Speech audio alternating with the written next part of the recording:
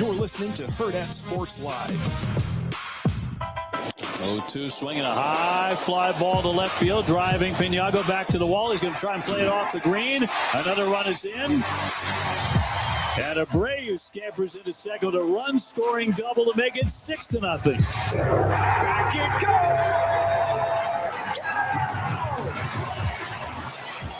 goes! His second home run of the ball game.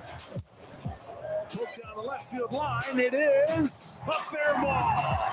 Alfonso's in to score on a double from Freddie Freeman, and the game is tied. Here's a drive left center field from Adele. It's Gilbert watching that one fly. And the Angels power out a couple of home runs here in the fourth. Rosarena deep right center. And it disappears. Back to back. Can zone and a Rosarena. It's 5-3 Mariners. Good morning. Welcome in Hurrdat Sports Live, presented by Next Gen Mayo Medical. That's DB. I'm Ravi, Lulla here at Hurrdat Sports HQ. What's up, DB? How we doing? Oh, we're doing all right. How are you? Just a day, just an ordinary day. Staying cool out there? No, I'm good, man. I'm cool. I had it was a relatively quiet weekend. Okay. Although I think I met with Coach Lamanji for at least, I don't know, 3 hours maybe. That's a lot. That's maybe a little aggressive. Minimum. Yeah, we went to Fizzy's. Oh, okay. That must have Saturday been morning. his idea. No, it was mine. He had one, and then, well, I didn't have Zoe, so it didn't matter. Why are you perplexed that I wanted to go to Fizzy's? That doesn't sound like your type of place at all. That's like the fountain drink place and all that kind of stuff? Yeah, and go for the drinks. What'd you go for? I went for the hash brown cake, the in-house sausage, the plate of bacon. Oh, I didn't even know they did breakfast. I just knew they did the drinks. It's unbelievable. Is it? He got this thing called the party foul. Okay. It was a chicken thigh. I gotta look at the menu now. On a biscuit with sausage, gravy, and cheese. It looked elite. All right, so it's called Fizzy's Fountain and Liquors. So I mean, the food isn't. You don't even order. You like call on a phone. So I've seen the. And you know I was upset with them a couple of times because you can't be under 21 and go in. And I was with Zoe a couple of times, and they were like, "Yeah, no."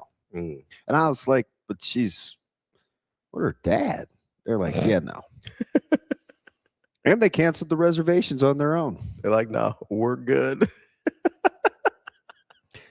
So I had them on punishment for a while. I'm trying to find the menu here. Oh, that burger looks interesting. Goodness gracious. Yeah, I got the basic. It's really called the basic female dog.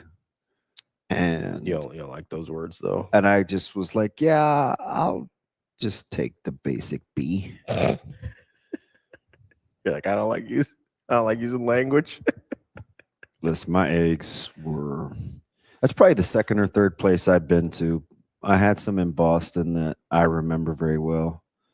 I had some in Charlotte that were elite.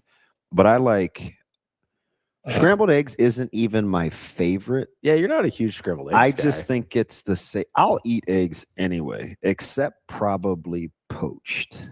All right, so party foul. That's what Lamanji got? Yeah, read that. Fried chicken thigh. Yep. House sausage gravy. Cheese, fried egg, hot sauce, and choice of biscuit or brioche on a waffle. Yeah, he got his on a biscuit, and it was definitely homemade. He doesn't strike me as a waffle guy. No, and I got the basic B. Okay. Choice of sausage or bacon, hash brown cake, choice of 2 fried or scrambled eggs. So you don't like yolk, so you went with scrambled. No, I love yolk. Well, why don't you go fried then? Because I don't trust it. Oh, okay. And see how they say over hard? Like sometimes chefs don't really like to do, I mean, I'm not doing over easy. I'm not doing over hard. Yeah, certainly not. No, that's disgusting. That's basically. I mean, I would eat it if I was going to put it on a sandwich. Maybe, but I like yolk. Yeah, so do I. But especially with the hash brown, I bet that'd be good. So the hash brown looks very unappealing. Yeah. It's a block. Okay. And it's very crispy on the outside. But then you put the fork into it, and it is. So I'm interested. I need to try their biscuits and gravy because I love biscuits and gravy, but almost no one does it very well. You'd like theirs. I need people to use a little seasoning. No, I can't speak to that. He did ask me if I wanted some, and he had knife and forked that thing. So I was like, yeah, no. Like, a lot of people forget that you need to like actually season the sausage and the gravy and all that kind of stuff before you put it on the biscuit. Man, my eggs were, capital ELITE. Well, I apologize, Fizzy. I was unfamiliar with your game. I thought you were just doing fountain drinks. So I bet on my plate of bacon, I bet I had 8-9 pieces. Yeah. It's pretty good. Usually you get like 3 or 4 tops. Man, listen. Like the Terminator, I'll be back. Because that's downtown, right? Yeah. All right, maybe we'll have to make. I'm there every Sunday anyway. Oh, is that where you go to church? Channel 7. Oh, Channel 7. That's right. Which is right across 8th and Pacific. Yeah, it's like so that's on 13. Yeah, that's not bad at all. And I get off on Martha anyway. Oh, you take Martha down? Yeah, it's the closest to Pacific. Yeah, but it's probably faster. Just takes 13th down. So I thought about it because I used to live like 2 blocks up from. So matter of fact, KTV. Like if you plugged in Fizzies from my house, it would tell you to take 13th. Yeah.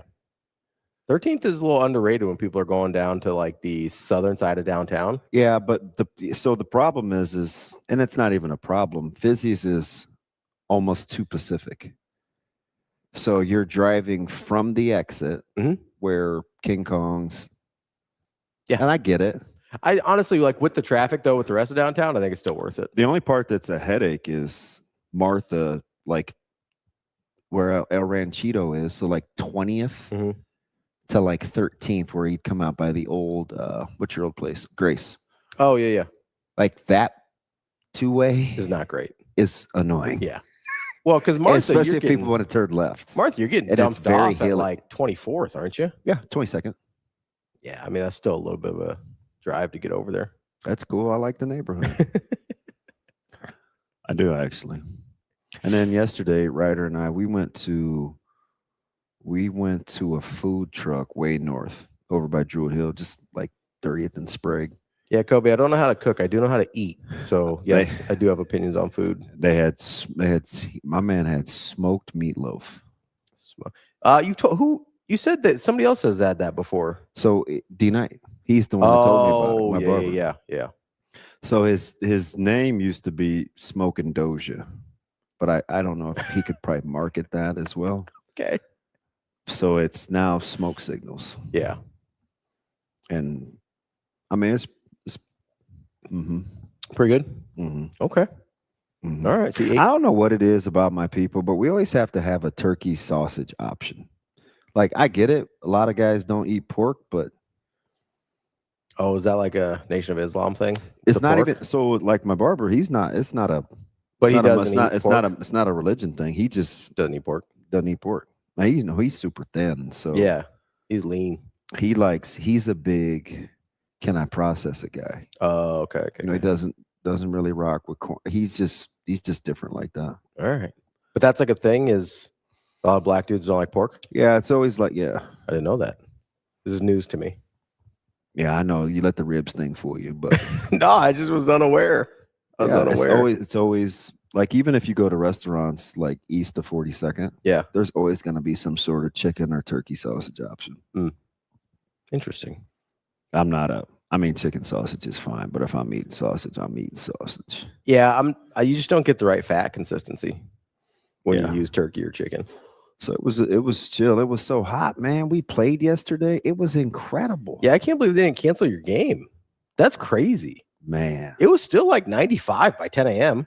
when I got in the car, or 93 maybe. And they shortened the game. We only played 6 innings, and we still didn't walk off the field until 11:55. We started at 9:30. It's supposed to be a 2-hour and 15-minute limit. Yeah. Anyway, and my car said 99, and I waited for it to go down. I was like, sometimes it's sitting in the sun. Yeah. Nah, man. I drove because they moved it out to Valley. I drove about 3 minutes. By the time I got to the 6-8, the Dodge Split, the Joker said 101. I was going to say it went up, didn't it? It was 1207. Yeah. My house got to 74 degrees. Yeah, mine could not quite keep up the way I wanted it to. This is dumb. Yeah. So I barricaded that thing up. I was going to say, you went down the basement, didn't you? So I yes and no. Zoe thinks it's too cold down here, and it was just me and her. So I was like, I didn't want to like leave her. Yeah, you can fend for yourself, kid. I wanted to leave. I wanted to leave her. You can fend for yourself, kid. I couldn't get. I'm 50 some years old. That's the hottest 2 days I can remember where it was actually 100 degrees with the temp. Yeah, we got. I get the feels like stuff. It feels like yesterday was 120, but I didn't look at the record. Yeah. Like the actual record, but we had to be close. Had to have. Well, it's supposed to be above 100 again today. Oh, is it? Yeah. Tomorrow it cools off a little, like 80s, or high 80s. But I think we get like 101 again today. Should I train a kid? But at least it's 10:15, so. I mean, 10:15 is going to be 90. Plus, probably. No, you're okay. At 10:15, you're at 87, so you're probably all right. Projected high today is 99. Yeah. But yeah, the feels like yesterday got up to 120. Yeah, your boy's hip locked up. That's I was like, crazy. So about 4 o'clock, I was trying to put back the 9 pounds. Listen, I took a spoonful of rock salt. Yeah. I put it in my mouth and I swagged some water around and I swallowed that thing. I was like, yeah, we need to work quicker. Dude, I should have weighed myself after the state games a couple weeks ago because you said you were spent. And I had to change clothes like twice. I was so soaked leaving baseball. I didn't want to turn my AC on in the car because then you're like, you're really cold. Yeah. I was like, no, we just gonna have to get the teeth clattered because. Yeah, I changed between matches and I changed again before I drove home because I was like, I'm not doing that. That'd have been a battle of wills. Yeah. It was tough out there. So it's weird. It's funny, Kobe, but because it wasn't like hot. But you could just tell it's different from my house because you've been inside. Yeah. But it's got to be 30 degrees from the basement to upstairs. It is. I don't know on a number, but there's you can tell. It is. Yeah. Frigid down there. Yeah. So you know what I do is I close half the vents in my basement, and it kind of evens out the temp a little bit. Yeah. I'm down there so much. I ain't trying to help out upstairs. Is that not what? It's a little funny. I'm saying you probably could close 2 vents and gotten it back down to your 72 upstairs. Keep it a buck. Like it down there. Did you eat anything good? Yeah. So yesterday was our anniversary. So we did a bunch of restaurants and stuff over the weekend. Did you just do you just hopped around? Yeah. So we did our big dinner Saturday night. Where'd you go? Do you want to put them on blast? Sure. Well, we went to Sullivan's. Okay. Coach Samanji, so it's funny that came up. He's like, yeah, that's the one. That's one of the places he wants to try. So I like the vibe. Been to 801, been to Committee. Yeah. It's been to Legacy. I like the vibe in there a lot, and they got a lot of options for Natasha with seafood and chicken and stuff. That's where my bachelor dinner party was. I'll be honest, I had your boy ate in the dark, basically. So it's a little brighter in there than I think it used to be because I've been there a few times, and it wasn't. Couple times ago, it was real dark, and I think they've sort of brightened it up a little bit. But we like sort of the ambiance in there because it was 7 o'clock, and my brother had me thorough by then, so I was like, I did have, I think, one of the best things I've eaten in a while. What's that? It was a tempura lobster tail. It's got to be a thing. That's kind of what I had at when I was in North Platte. It was a chicken fried lobster tail. Phenomenal. And I don't think you understand how hard that is because it's easy to starch lobster where it gets chewy. And you get overdone and it's chewy. It's got to be super flashy. It was honestly, not only was obviously the batter's good, but it was really. I'm team tempura. Really well cooked. I'm team tempura. Because I've had my issue with lobster is a lot of times when you get it, it is overcooked. Oh yeah. And it's one of those things when it's bad. It's awful. Once it gets overcooked, you're like, I'm out. Yeah. This was phenomenal. It was incredible. I didn't know they had that. I didn't either. I saw it on the menu when we were deciding where to go, and I was like, "Ooh, I'm probably gonna mess with that." I've probably had the 4 or 5 best appetizers in the last 5 years in my life. Okay, In my life. let's go through them. What do we got? Well, one for sure is I had a scallop on Oh, you told me about this. the grit hash brown The cake. huge scallop. I mean, That was in North Platte, wasn't it? yeah, that's top. That's top 4 or 5. Yeah. I had in Boston. It was basically breakfast sausage with like they ping pong balled like shredded hash browns that were seasoned. And then it had like this panko breading with Gouda cheese. Sounds very good. I was eating those things like M&Ms, and they only gave you 4. So I was like, yeah, it's a good thing I don't have to share. I think I ate 8. Yeah. Yeah, and they were like $19. Yeah. So I had $38 worth of appetizers at a restaurant in Boston. Concert Chris and I were in Chicago, and I got shrimp stuffed with chorizo, Oaxaca cheese, and jalapenos, and it was wrapped in thick cut hickory smoked bacon. That's pretty good. Elite. So those are the ones that come to mind. I was in Arizona and had a lamb egg roll, which that sounds super legit. My only knock against the lamb egg roll was a little rosemary-ish. Yeah, but you can get a little heavy on that on the rosemary. Yeah. Well, shoot. So we staggered into a place called Savory Spice. Where's that at? It's in Rockbrook. Oh, okay. Game changer. Really? So I went in there because that's where Verzal he has his smoked pastrami recipe on file there. Gotcha. Yeah.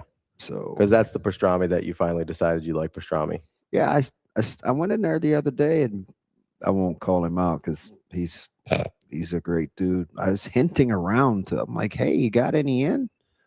I'd like to buy it in bulk." He just kept the conversation moving. It's about 3 minutes later, I was like, "Hey, can I circle back to it?" Yeah.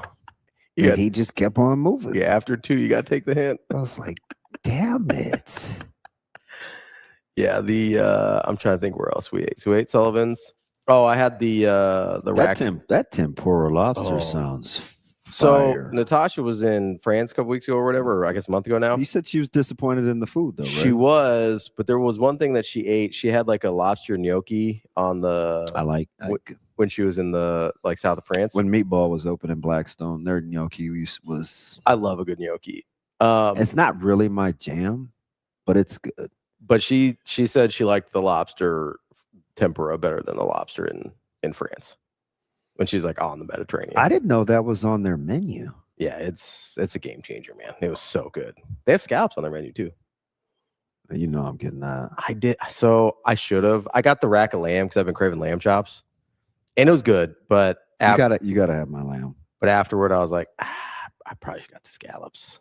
Like I can keep the bones. I can keep it whole, or I can slice them. You ever go to not to put everybody on blast this morning? Well, I guess Sullivan's wasn't blast. That was a compliment. But you ever go to Mouth of the South? Yeah. So we went there for brunch yesterday, and they had this probably is not your jam. Arancini alligator balls. I'm cool. I had alligator in Florida. It's not. I like risotto a lot. So having the risotto and little fried balls that was really good. So full disclosure, Mouth of the South. I had in my top forever, top 10, probably Really? 8. Yeah. This is when it was closer to Ponca. And the building burned down. Yep. Went downtown. I was like, just okay. Not the same. Although the gizzards were elite. Hand fried, bacon jam. I mean, top notch appetizer. The one out here in Legacy, I've never eaten in. Oh, okay. So my grits didn't travel well. So I didn't Yeah. want to give them a good or bad review. My grits didn't travel well. I have only eaten brunch there, and I'm a fan. Like it's been, I do. That is a place that where I'd look at and be like, I'm not going to take out there. I went to I was looking through a menu and I saw their brunch. Their appetizers for brunch, they had a lamb dip. Mm-hmm. We didn't. Yeah. But that's I've never heard of that before. That's fascinating. So I called. This was just like last week. I didn't end up going, but I was like, hey, is this just a weekend thing? Because these specific apps are only on the brunch menu. Yeah. And poor little Katie, bless her heart, she's like, yeah, it's a weekend thing. So we only do it for brunch. We can control the numbers. Is that how she talked? Yes. Yes. Yes. I had one leg in and one leg out at the gas station on 114th and Center. And I was like, I was going to get out and pump, but I have to stay and hear this. I was going to switch it over to my phone, but I was captivated. Wait, 114th and Center. Which gas station is that? Phillips 66. Just before the interstate? Yeah. Okay. Yeah. Yeah. Well, just west. Yeah. I don't know why that mattered to me in that moment, but then I looked at the other appetizers, and then I was like, "Well, you only have 4 on the menu. Like, move one over." Can we make a little shift? I will say, there's places where I look and I'm like, I only want appetizers, so we'll just order off the appetizer menu. 100%. Like 100%. And I think it should be you restaurants out there. I think it should be it's not as bad as talking on your speakerphone in public, but it should kind of be the customer automatically can't order from your place if they have to go to ordering online to see your menu. Agreed. That drives me crazy. I don't understand that. Just give me a regular ass menu without trying Can to I make just me look order at the online. goddamn menu? That drives me crazy. Like it should just it should just kick the customer out and they can't order. Yeah. But that's all right. I 100% like. Nah, Willie, I'm sure Kobe High is, man. Lamb might be my favorite protein. I don't know. So lamb loin, I think, is overrated. Lamb chops are phenomenal. Listen, I can do the leg. You don't like the loins? It's the fine. chop loins? It's fine. Like, is that's what it's called when it comes in like the big? That's probably you're probably talking about the roast.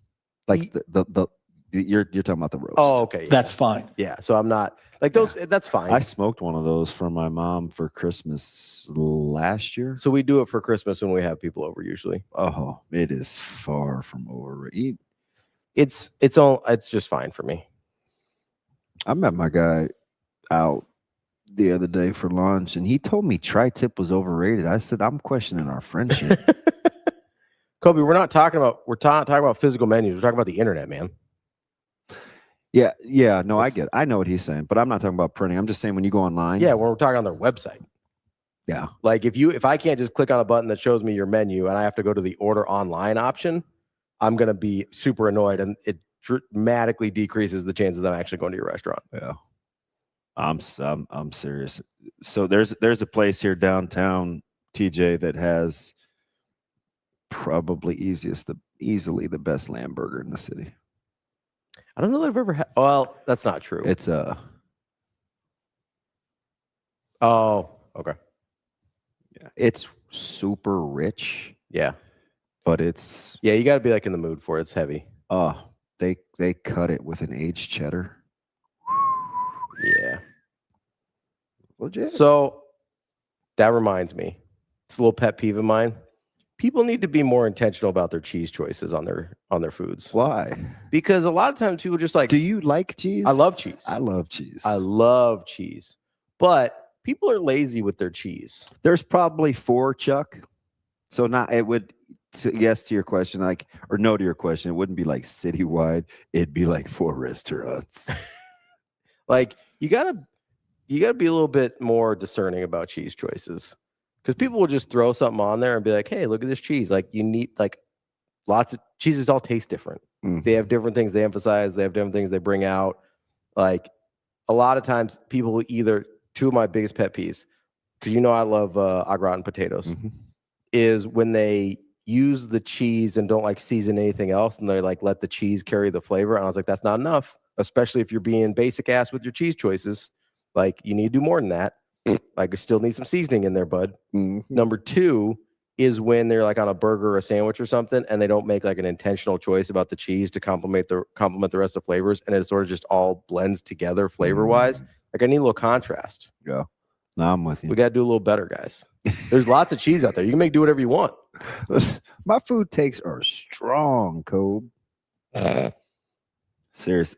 So I'm very, Channel 3 Sean, I am very, very, very, very selective when I eat. And it may only be once a day. Yeah, you almost never eat. Yeah, it may only be once a day. You're like on that like 22 and a half hour a day fast schedule. Yeah. Basically. I mean, you eat like dinner and that's it. Some of it is stress. Occasionally you will go out and get a breakfast, but that's about it. Yeah. You would like that hash brown cake. I just want you to see it. And then see if you can Google a picture of it. It doesn't look Fizzy's. It doesn't look like it would be very appealing. It looks burnt. And it is arguably one of the best things I've ever eaten. And for it to keep its perfectly rectangular shape, they have to freeze it and then like flash fry that thing. Fizzy's hash brown. Let's see what we got here. Yeah, it's called a hash brown cake. Corn Raider, I have some. That guy right there? Nope. Okay. Nope. It's square and it's dark. Like that one? Nope. Nope. No, listen, I'm telling you, it's a 2x2 block. It is a half a brick of. Yeah, they're elite, Chuck. I think a lot of people use the term kilo when talking about bricks. I don't push drugs. Oh, okay. Just hash browns. Yeah. That's yeah. So it was early and we talk so gosh dang much. Oh, you and Lamaji? But it was still like the food was. Yeah, I don't think they got a picture of their. Are you like your scrambled eggs? As my man D Knight would say, he likes some scrambled hard. I do not. I'm a soft scramble. Yeah, no, it has to be like I don't want it like runny, but I need a little softer scramble. It can't be once we get into because I hate hard boiled eggs. So once you do, yeah. Because once we get into that, I went there with Aaron a couple of weeks ago, and I think that was the bulk of my salad. Once we get, I didn't eat my sandwich. Yeah, I never touched it. And you didn't put any lettuce in your salad? No. Why there was a little. No, baby. But he likes salad, so I it's love easy. salad. He likes. I love salad. a good salad, especially Caesar. I love Caesar salad, but yeah, like hard boiled overrated. The yolks on hard boiled eggs I find disgusting. So if we start even approaching that on like a scramble, that's why like when you said the over hard, I was like, ugh. That's what about on like your breakfast sandwich? Like, do you eat an egg McMuffin? So I struggle with the eggs on those though. Oh, that's right. Like you're such a wiener. Like that's funny. You eat around it like a 6-year-old, and then it gets cold, and then you say you don't like it, and I'm like, you never gave it a chance. It's because I mean, keep calling people wieners. Such a wiener. Is that how I said it? And then here he comes. No, we're all right, Rico. I struggle. Like I much prefer a breakfast sandwich that has like a little bit of if you're like a sit down breakfast place, we have like a little bit of a runny yolk. Obviously, you can't do that in the car. But no, there's a lot of times where I almost just want to be like, hey, just give me the meat and cheese on like a McGriddle. That's all I'm interested in. Yeah, I'm not trying to do all that egg nonsense. Rico, I text Jay Bird. He said he's gonna hit me. Yeah. I didn't throw you under the bus though. Okay. Jay, I say, hey, man, we're boys. Jay, why can't you call me? I gave him the laughing emoji. He said, okay, player. I'll hit you. You know how he tells players is all right, player. Call you about 9:30. Ain't gonna cut it. I'll be working. Yeah, Jay, let's just all have a little talk on speakerphone, all right? What time does he go in, Rico? I think he's in the evening. I think he's the last show of the day. Well, they moved the whole lineup around, didn't they? I don't know. Yeah, I try not to keep tabs either. I talked to a couple people. Seems like a crapshoot. Yeah. I mean, you can take the shoot out. We can just have a nice conversation with Jay later. You can't say that. I mean, sure you can. He hasn't been on Rico hasn't been here the last couple of days. He's feeling a little spicy. Brother, that was 10 years of my life. Hey, how sad were you about LaFraud going to Philly? Not sad at all. That's going to be a really good starting lineup for the 10 games that they actually play together. So, I mean, it's Nick fan ain't like you can talk. You're not exactly a great regular season team. What are you? I'm talking about health. Like our starting line was healthy damn near all season. Playoffs. That's my point. We were a good regular season team. We were the 3 seed. Okay. We were the 3 seed. What'd you win? 58, 59? Something like that. Did they get to 60? No, they did not. They weren't. No, they did not. I mean, you're okay. Like, you ain't doing like. I just want crap on a team that we swept in the playoffs. Yeah. Can I just bring something up here about the LeBron thing? Absolutely. Usage rate? Would you like to talk usage rate? Well, I mean, usage rate's going to be a problem there because you got him, Maxey, the 12 games that Embiid's going to play. You want the stat that I found? What's that? There's 37 players in the NBA last season that touched the ball at least at 68.4 times per game. 68.4. 5 of them now play for the 76ers. Maxey, Edgecombe, James, Embiid, and Jaylen Brown. Good Lord. That's a lot. Dude, Jaylen Brown was so adamant. Maxey's like 95.3. Yeah. Yeah. Jaylen Brown was so adamant about not being Robin. He's now Alfred Pennyworth. And this dude is such a hater. By this dude, I mean L3. He's talked me into, before I even sat down in 7 minutes, how Jaylen Brown's going to be the 4th banana. He is. He didn't want to be a second option. Now he's like a 5th option. The heck off. He's not going to be the 4th option. No. For a guy who can't go left, who's he taking the ball out of? Who's taking the ball out of the hands of? Best case scenario, he's 3. Worst, he's 4. 3 behind who? Maxey and Braun. He ain't going to be behind LaFraud. Yeah, he is. No, he's not. Listen, even if LeBron takes a little bit of a backseat, that's what we talked about before, right? Number one, the perception of that team is that LeBron is coming in to like be the savior and take him to a title. Well, he's going to have to play the 4.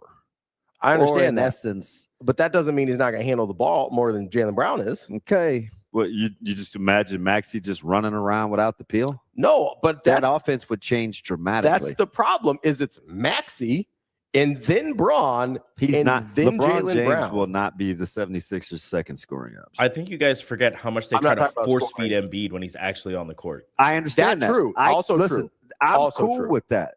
If he would have not listen, if you'd have said Joel, I'd have been like, oh, okay, that's Maxey and Embiid, and then Jaylen's gonna be the wing, but it ain't gonna be Maxey then LaFraud. I'm not even talking about scoring options. I'm talking about ball domination. Me too. Braun is going to dominate the ball more than Jaylen Brown does this year. LeBron has only played one way his entire career. Yeah, but I mean, even Jaylen for the Sixers was only in like the 68. He's like a 68-4 guy. I understand that. Here's the other thing I do. Here's the other thing I'm questioning about LeBron right now.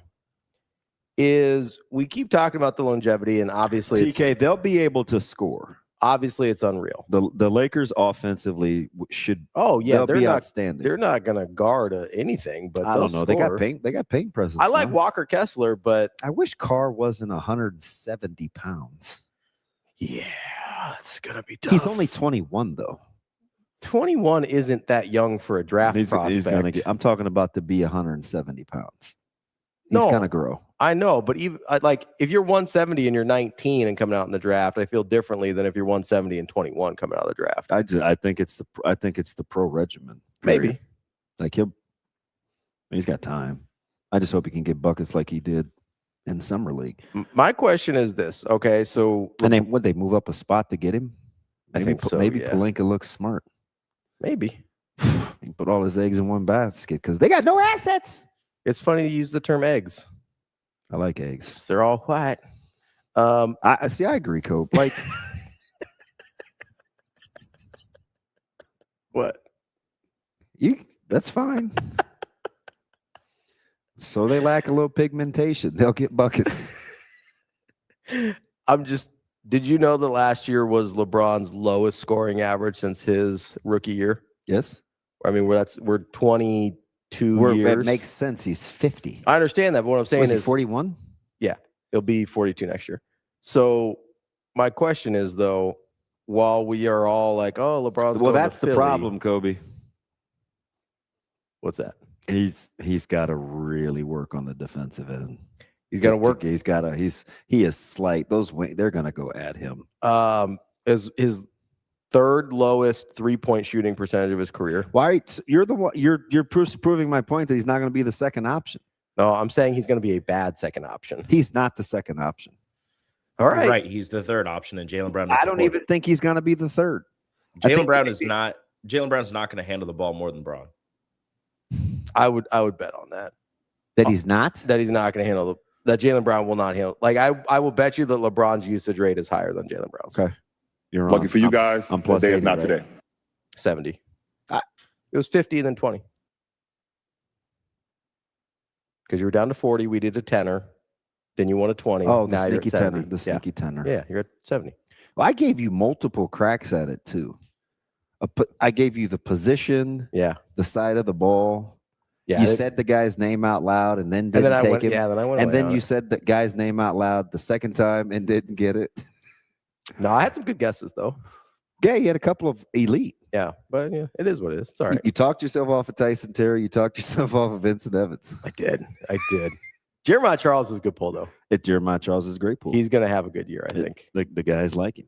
I will bet you the rest of the 30 to get to your 100 that LeBron James has a higher usage rate. Oh, than do you Jaylen know how Brown. far away that is? I'm I just may saying. want to cash that in.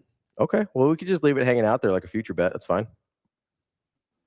But you want to make it 20 so you feel better about it? Look at you. See, I know what you're doing. I'll do whatever you want. You're appealing to my competitiveness by talking reckless. I'll do whatever you want. I just can't wait for the first time that the Lakers play the Sixers and Bronny's in and he switches onto Braun. Anything 50 or Wait, is that guy still going to be? Bronny's not going to be on the team Is in that guy November. still be in the league? That's gonna hit like crack. There is going to be like Crack isn't even a thing anymore, is it? I'm sure it's out there somewhere. I'm just saying there's going to be a trade that comes, like there's going to be a Shams bomb here in about a week that says Bronny's been traded to the Sixers for a second round pick and cash consideration. So there has to be, for $8 million, there has to be something else to the deal, right? Yeah, as they're going to dump him on Philly. That's what's there to the He's deal. probably got like ownership stock or something. No, I'm talking. I mean, he signed for $8 million. He did say it wasn't about money. And I almost guarantee you if the Knicks didn't win the championship, he was going to New York and I would have hated it. Dude, no, his agent said that. His agent said if New York didn't win the championship, this would be done already. That's ridiculous. I mean, I'm very that's two amazing things that have happened. You win a title and you avoid LeBron. You wanted to cheer for that guy? No, I'm saying I. Oh, No, it's two great things. They win a title and they avoid LeBron. Yeah, because I'd have been laughing at you. I'd have been like, you know how mad he would have been? I would have accepted the laughter. Mad as I was, and people think I'm crazy. They're he's miserable, man. You cheer for LeBron and Ohtani and blah blah blah. I mean, I don't dislike Ohtani like I dislike LeBron. Getting LeBron at 34 and getting him at 41 are not the same thing. No, let's just be clear about that. Also, he still elevates your floor, though. I agree. That's why he's going to have the ball in his hands more than Jaylen Brown. It's not either. What It's number? fine. The Knicks are going to still be like the 2 seed and going to make the ECF. We're good. What number would you like? I think everybody got better in the offseason on paper. That's a challenger in the East, but the Tricks. The Knicks just got more mature. They just ran it back. So I don't know if I would be giddy if that's I were part you. of the problem too when you win a title, especially with a team that people love. I mean, like, are you trusting Cat to stay hungry? Nah, he's gonna zest his way through the season. You can't. You have got to stop saying. I'm trusting. It's not even like seasoning. Hey, I'm trusting Jalen Brunson to still want to go at people's throats. How quick before we hear about LeBron throwing Embiid to the ground for not practicing hard? First practice. That's if Embiid is healthy. And then Embiid will be out for 3 months with an injury. What happened? LeBron, he pushed me down. He's going to go home and drink his Shirley Temples by the pitcher. LeBron James. See, I forgot how I know you checked me on that. Oh, which part? He does. He gets on me all the time when I talk about LaFraud. Listen, what number would you like? It's not even a tough case to make, Hot. I just don't like the drama or the amount of humble brags. I don't like the self-proclaiming. Like, where do I? It's not that hard. I mean, I would be one of millions. I just don't like the aesthetics of how he plays basketball. Well, that's the base. I said that that's just from the jump. I don't like bully ball. Yeah, I just don't like how it looks. I mean, what case do you want me to? I mean, he looked great in Miami. It still didn't fit my eye. Like it's not like an ability thing with LeBron. It just doesn't fit how I like people to play basketball. So did you like him more second Cleveland stint when he was dishing the pill more? No, he just holds on. He just has the ball. He's so deliberate. He just always has the ball, and he listen, he's got like a basketball savant mind. Like, I'm not denying any of that. But he is so deliberate in the way he plays, and then he bullies his way to the spots he needs to get to, which is City of Brotherly Love. Which is that's kind of fun. Fine, but that's not how I like to watch people play basketball. Like, it's not an amount of like, oh, he was better in Miami or he's better in Cleveland. Like, he's always played basketball kind of a certain way outside of maybe his first couple years in Cleveland. Certainly by the time he went to Miami, he had figured out, hey, this is the most efficient way for me to play basketball, which is great. It's just not a fun watch for me. Like, it just isn't. I think early LeBron in Cleveland is the only version of him that I even sort of liked to watch. Slight LeBron. Yeah, I mean, he was pretty lean, and he hadn't decided, like, he hadn't gone computer brain on the. I mean, it's kind of the thing that's Kobe. I think he was offended that he was so down on their option list. His feelings were hurt. For who? LeBron. Because, I mean, if you take the league minimum in Philly, why didn't you take it in LA? But he's just mad. I don't think he had any interest in not in deferring to Luka. Because Luka sort of plays the way that Braun wants to. Yeah. And Luka now has the center that he likes to play pick. And Luka's better at it at this point than LeBron is, just from an age standpoint. Yeah. I mean, we got to. Is LeBron going to be? Let's not act like Luka isn't an elite level scorer. No, he's one of the best pure scorers in the game. Yeah. What do you average? Like 33 this year? Yeah. He's incredible. He's incredible. Like, he's a better scorer than LeBron is at this point in his career. Probably just a better overall offensive player at this point in his career. Chuck, this is where we need phones. This is such a low-hanging fruit argument. What do you say? I'm not saying that it's. I'm the guy that said, hey, it's impressive that PR-wise. Oh, that's the only thing I like about LeBron. He's been basically flawless. I would not, especially not late. Like, you guys are. No, the school.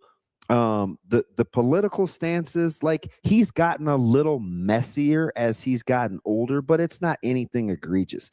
If you're relating it to the fact that he's on such a huge platform, I'm not going to argue with that. Yeah, but let's not act like the drama and the passive aggressive pot shots. And I don't think he's a good teammate. The way he gets guys to play hard. Right. Anytime, see, I'm reluctant to say that. Okay. Because anytime you're a floor raiser, I don't know how bad of a teammate you can be. Right. Fair. But do we not listen to him, or we just pretend like he says a lot of things publicly, I think, about teammates that probably should not be said publicly. Yeah. So that's when I say bad teammate. Like, but you're right. To raise the floor, you probably have. He's extremely confident and talking about himself. Like, yeah, it's just. But it doesn't. To me, part of the reason, I wouldn't arm wrestle you over that, Chuck. Like, the off the course, he's, for what it is.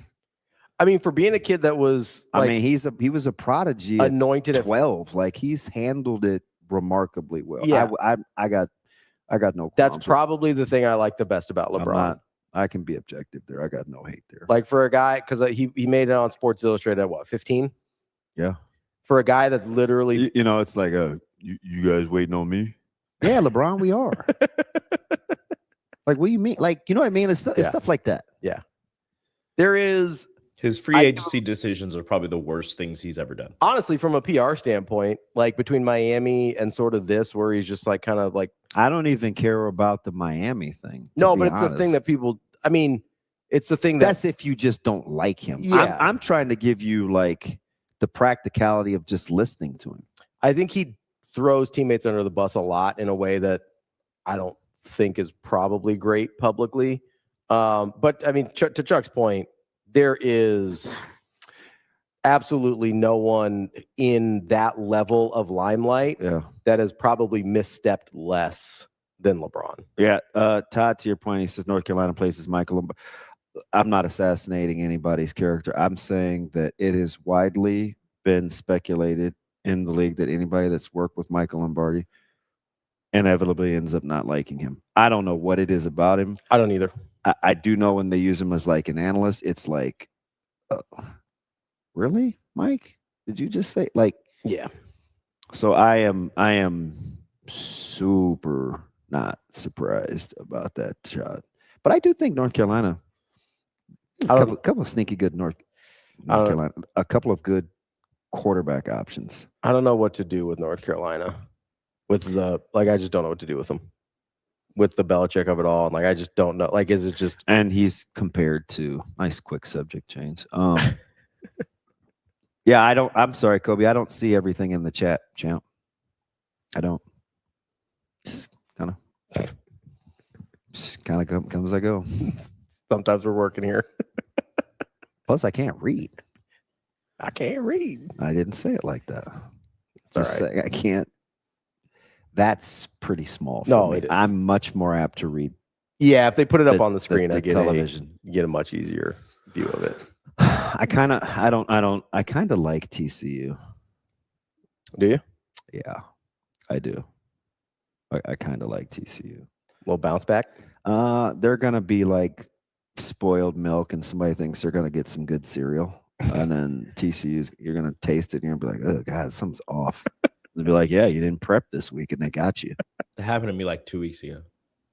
Isn't that the worst? Just where you pour a good bowl and you're like, this is going to be great. And you pour the milk in and there's no like chunks or anything. So it looks normal. And then you go to take a bite and you're like, why does this taste this way? It's just off. I hope there's no chunks, man. You know how long you got to leave milk to get chunky? Good Lord. Yeah, that's not even passing the smell test, Suave. No, like if it's chunky, that thing's going to be bad once you open it. There's sometimes where you just forget to check. I don't know how you got Dude, that was one time in college. That was bad. Went to pour it on my cereal. It was just a chunk. And I was like, well, this is bad. Yeah, I don't know about that, Suave. I'm not even going to hold you and act like it didn't happen with some half and half. Oh, that's tough. But I use half and half quite a bit, though. Yeah. But, I mean, that's not even – the minute that lid comes off, if that thing's chunked up. I feel like it's going to smell immediately, right? Mm-hmm. You're like, why does it smell like cottage cheese? What was it? You just had the golden grams wafting in the air? I was just going. I was just like, I don't need a bowl of cereal. Just opened it, went to pour, didn't smell, didn't look, just quick little. It was bad. It was like the last of my cereal too. I was very sad. What was your go-to cereal in college? TJ said maybe shake it and make butter. That's oh my God. Wow, that's tough. If it hisses when you open it, dump it. Why is the jug is like solid? It's like bloated. I know this. That's. If the jug is like. HP said, I don't even like it when there's a little bit of dried milk around the cap. Dude, for real. That makes me mad. That's fine. And milk doesn't stand a chance in our house with Breeze. Oh God, yeah. Well, not as big as he's gotten, and it's his favorite. You gotta keep those gains trains rolling, dude. He drinks milk with breakfast, milk with lunch, milk with dinner. He's on that strong bones. He's on that old body. And I basically buy white water. It's like fat-free skim. he's on that old bodybuilder diet, gallon of milk a day. Yeah, I know my flipping vitamins are disappearing. I'm like, hey, slow down over there, Pocahontas. Easy killer. Yeah. You don't have a sponsorship with Next Gen. Chill. Relax, homie. Man, it's fine. You'll be all right. It's fine. You gonna make it? Yes. Rico, do you like my coaching choices today to start off Big Ten Media Days this week? I do like your coaching choices. I have It's one of those. Is that Carter Nelson? I can't. Stop it. Hey, I know who both of those are. Stop. Kurt Signetti and Lincoln Riley. There you go. gosh, I'm missing my man Tater this morning. There's an interesting write-up by Steve Merrick. Oh, yeah? Yeah. And he talked about after listening to Carter Nelson on Sports Nightly. Yeah. Said, hey, sometimes, he'll be an in-line guy, but sometimes they'll put him on the move. Interesting. And he'll be playing out in the slots sometimes. And I was like, what do we call people that play in the slot? I don't know. Do you mean that he might be playing wide? What do we call people that play in the slot? What? I think we call them receivers. What? I don't know. I miss Tater this morning. In line, you're a tight end. Yeah. On the slot, you're a receiver. I'm just trying to catch up here. Let me see my man Mike times 219. Mike 19. DB, what do you think has improved the most in the offseason, and which one better make the biggest improve? Oh my gosh, that's a lot. At first blush,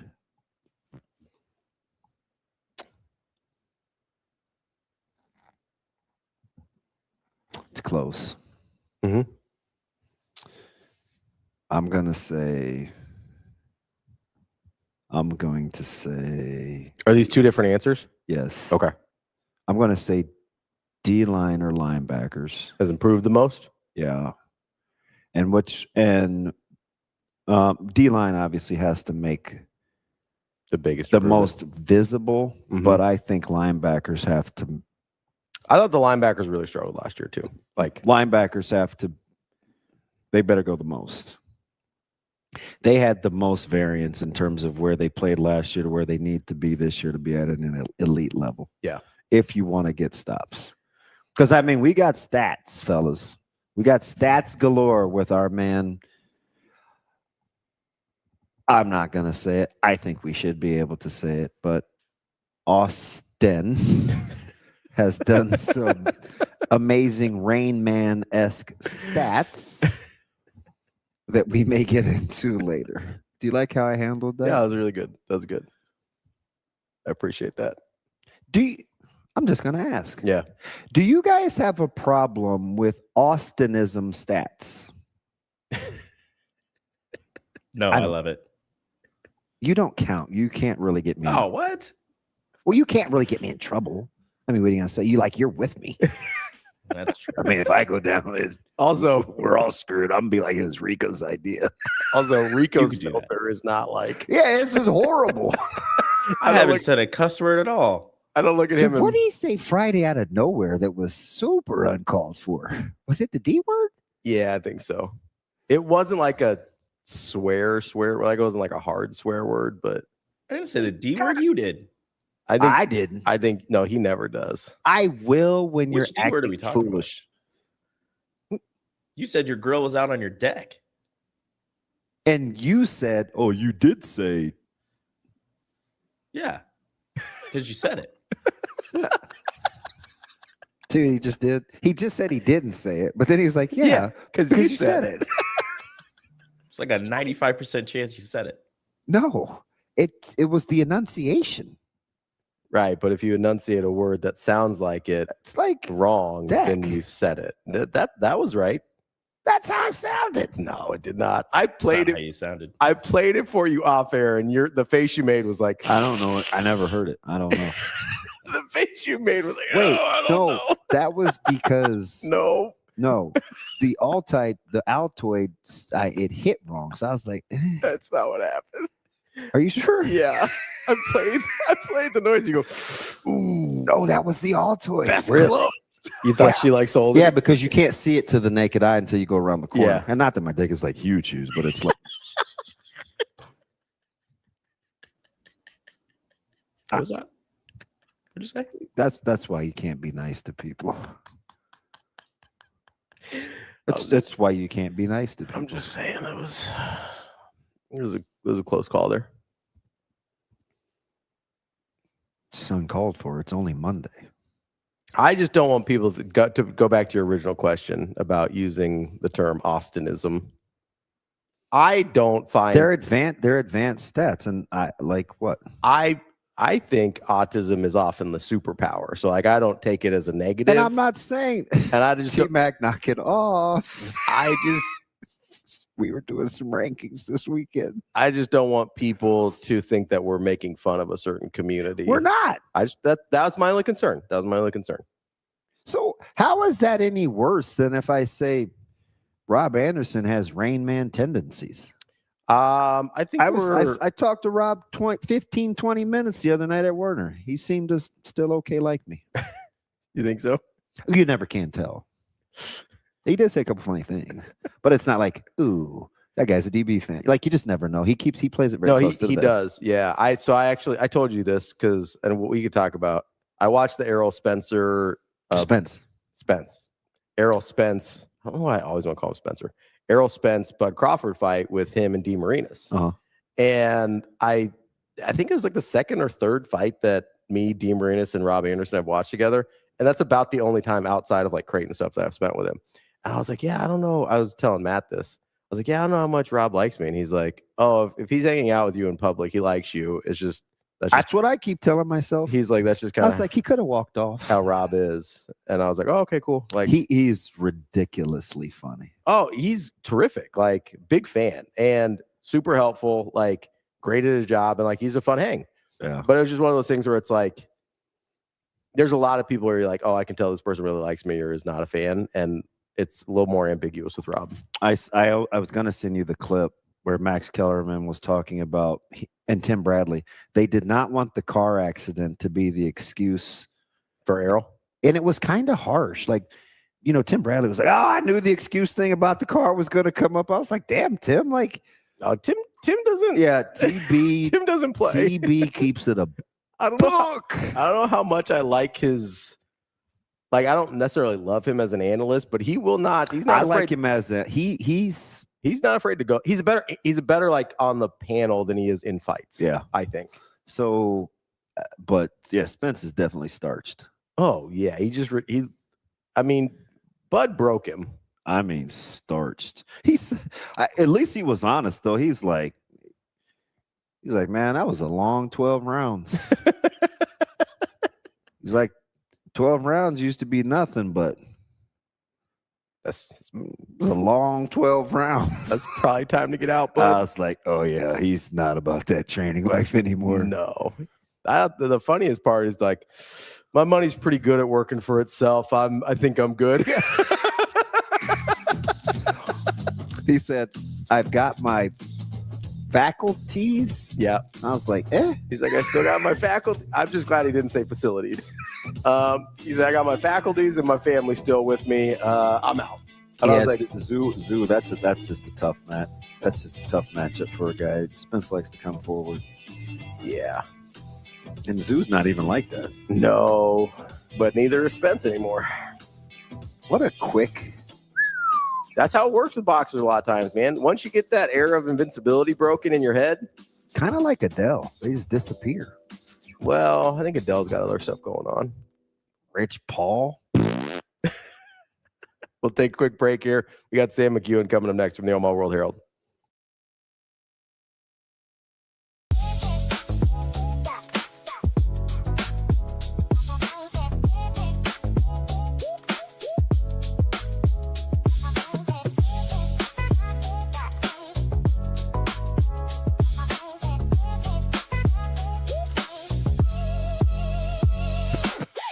Can you name the 5 Heisman winners before you and then the 5 Heisman winners after you?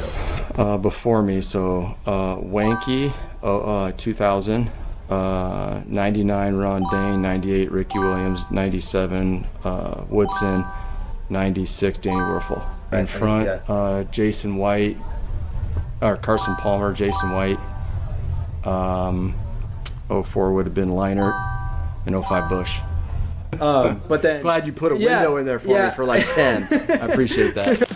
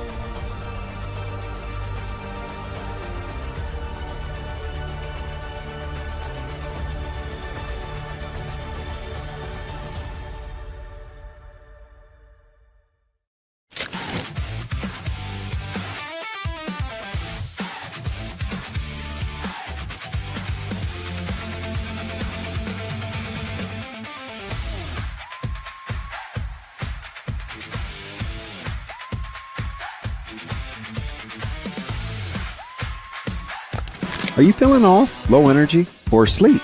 At Next Gen Male Medical, we not only evaluate your testosterone, but overall health. Schedule a visit at nextgenmmc.com. Together, we'll get you back on your game.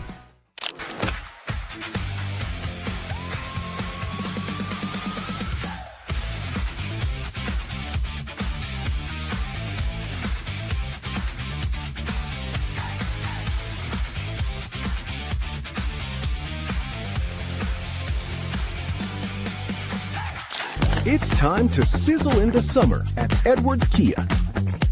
Lease the 2026 Kia Sportage EX starting at $249 a month. Turn up the heat on your next lease. This July, the savings are as hot as the season. We've also got the 2027 Kia Telluride S starting at $449 a month. Don't wait. Sizzle into summer this July at Edwards Kia. It pays to make the drive to Edwards Kia.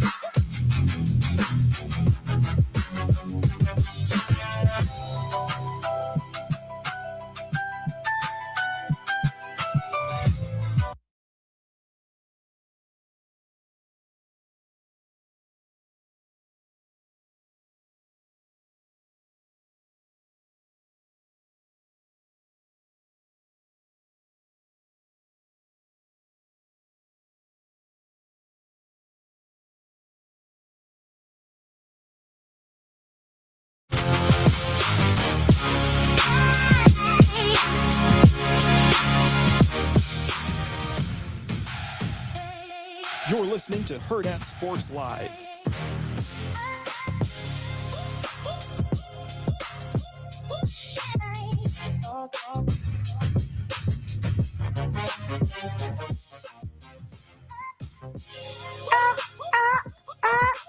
Is that pretty good impersonation, you guys? Welcome back. Hurrdat Sports Live, presented by Next Gen Mail Medical.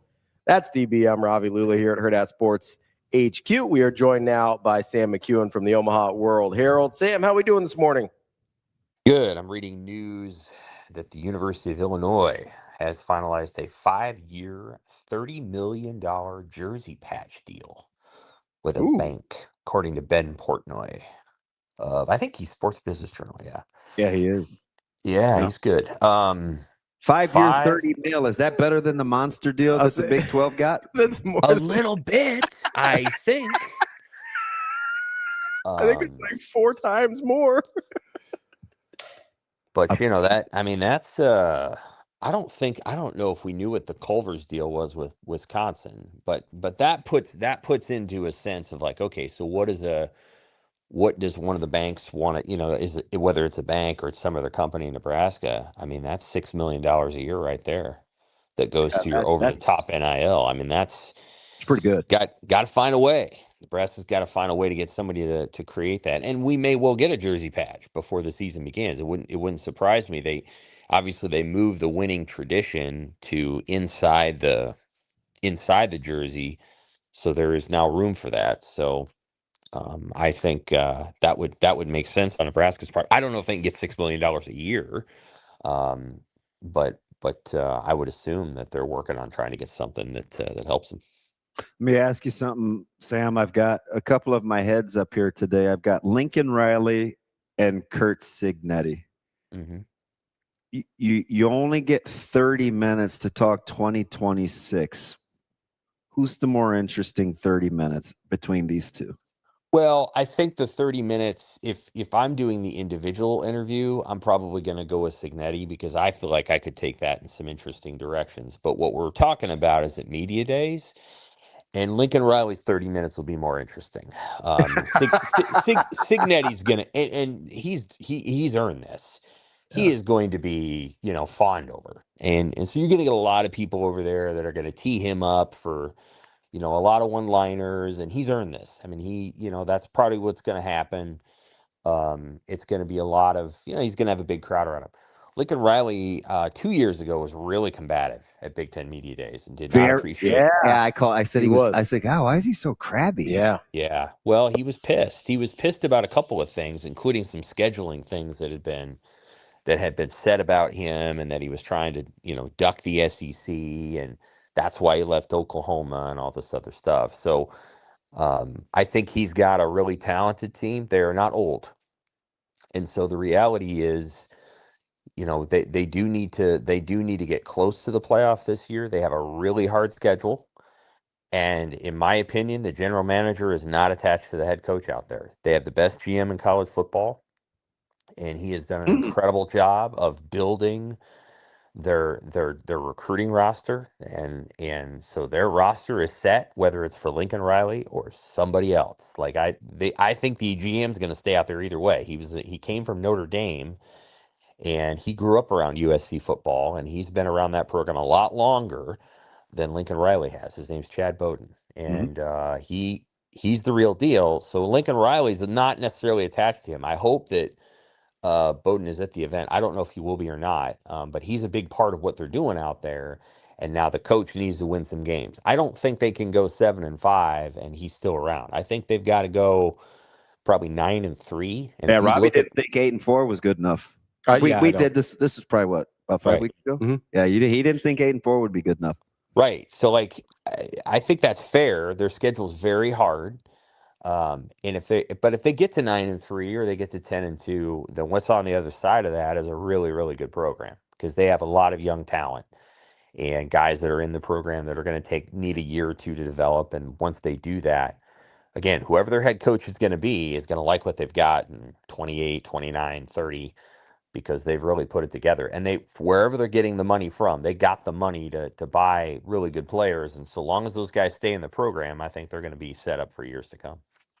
So Sam, as you're kind of talking about this GM at Chad Bowden at USC, I'm having this fascination with the power dynamics involved in college football now. Because when these GMs started getting introduced, right? We all sort of thought, okay, head coach is still in charge. GM sort of works for the head coach. Obviously, that's backwards from how it typically works in the NFL, although not always. Right. And the first I'm thinking about this is when you're like, hey, they really like this GM out in USC, and he's not attached to the head coach. Like, do you think there is a version of the power dynamics in college football where maybe that does start to flip, where GMs, because of the player acquisition part of this, become more important, or at least maybe higher in the pecking order in some institutions than the head coach? Yeah, and it is just my opinion that he's not attached to Riley. So Sure. they could tell you something differently, but I do feel like the AD out there would keep him around. I think it's possible that it'll move in that direction, but I think it will have to be. It's the only other place where it's true is Stanford, where Andrew Luck is the GM and the coach is the coach, but Luck is the overarching authority around the football program. So if the coach doesn't work out, Andrew Luck's probably not going anywhere. And so there's not many programs that you could describe as this way. It's possible, but I think it's going to require what I just said with Andrew Luck. It's going to be a long-term stakeholder who, like if Peyton Manning decided, I want to go back to Tennessee and do this, then I think it would be like that. So, it depends. It kind of depends on, like, if tomorrow Kirk Ferentz is like, I'm going to remain attached to the football program, but this is going to be my last season, and I'm going to move into an oversight role where, I'm going to pick the coach, and it's going to be my guy, and it's going to be my system, but I'm going to step back from the day to day and kind of run the over the top stuff. I think you could see something like that. So yeah, it's possible. I think it's going to move in that direction over time. I do think you're going to see coaching salaries go down a little bit. I think that the amount of money that's commanded by head coaches is probably a little bit more than it's going to be in 10 years. I think people will understand it's a little bit of an if-year investment. If you're not charging these guys 30 or 40 or 50 or 60 million dollars to get out of the contract, then it can be a little bit one-sided. And so I do think you're going to see some of that going forward, where maybe the coaches are not compensated quite as much, and they're compensating the GMs a little bit more. I mean, sorry. Go ahead. Isn't that kind of the Ron Rivera situation out in Cal? Like, didn't we just see that play out last year? Yep. So that's another one. So obviously the keeping with the West Coast theme here. So yes, Ron Rivera is that story. Luck is that story. I think it's that way at USC. There's probably a couple of other programs where you're going to be experiencing that. And again, we don't really know if that model is going to work yet. There's certain, like the Seattle Seahawks model has worked. They have won 2 Super Bowls across 2 head coaches, and very different systems. And obviously that head coach out there is a hell of a head coach, but he couldn't have done it without the roster building skill set and talent of Schneider. And so, like, yeah, I think you could see that system over time, and I certainly wouldn't be the worst thing. I don't know that it would happen at Nebraska, but you never know. I think honestly Matt Rule has a GM mindset in a lot of ways. I do think he understands the nature of the sport on that level. I think he is not so far into the weeds of, like, calling plays and things like that like he's not able to take that half step back and think about it.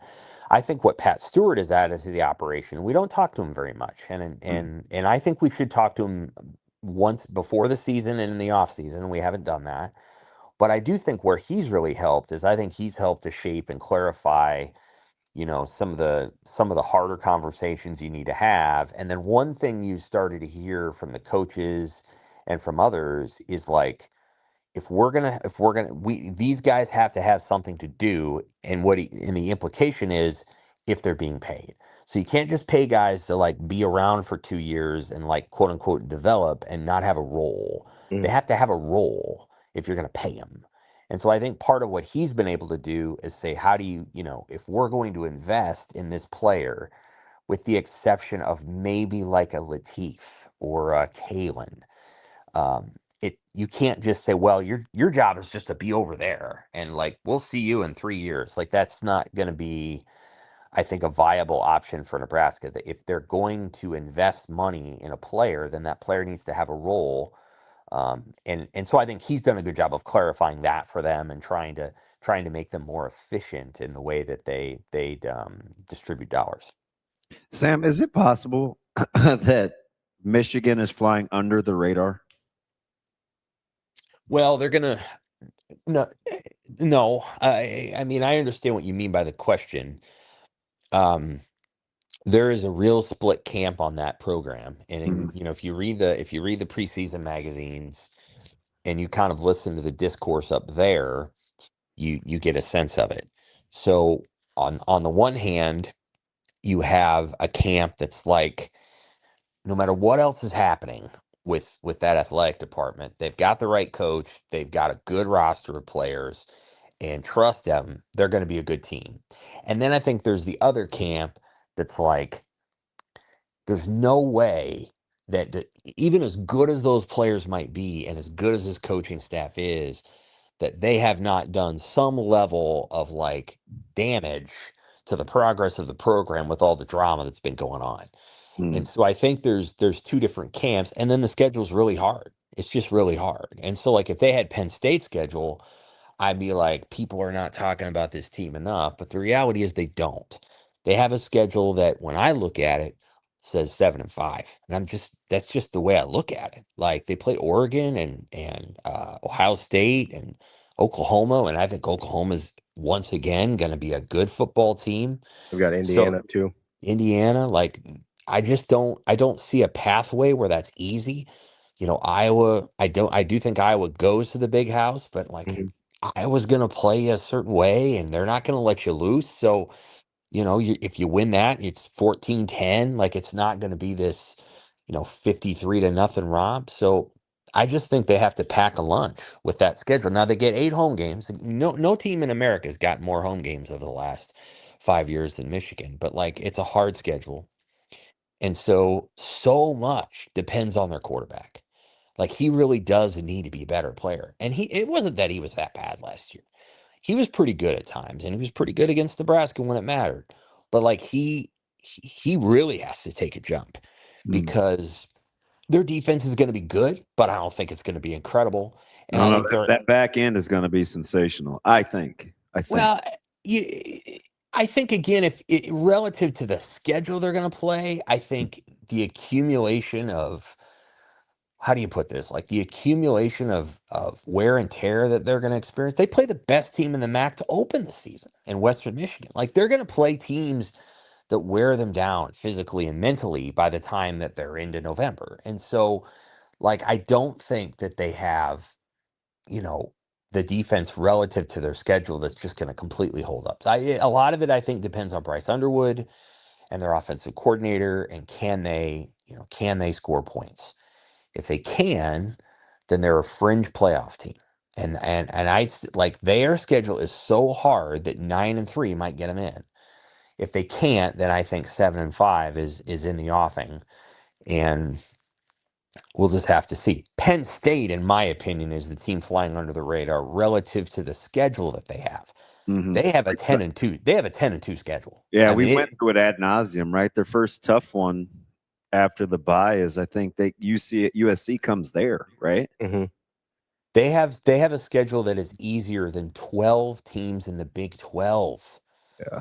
So, like, this is going to be like for all those Iowa State guys, they're going to be playing a schedule that feels very similar to what they were experiencing in Ames. And so they really, really should be pretty good. Like, I'm not saying that I don't know.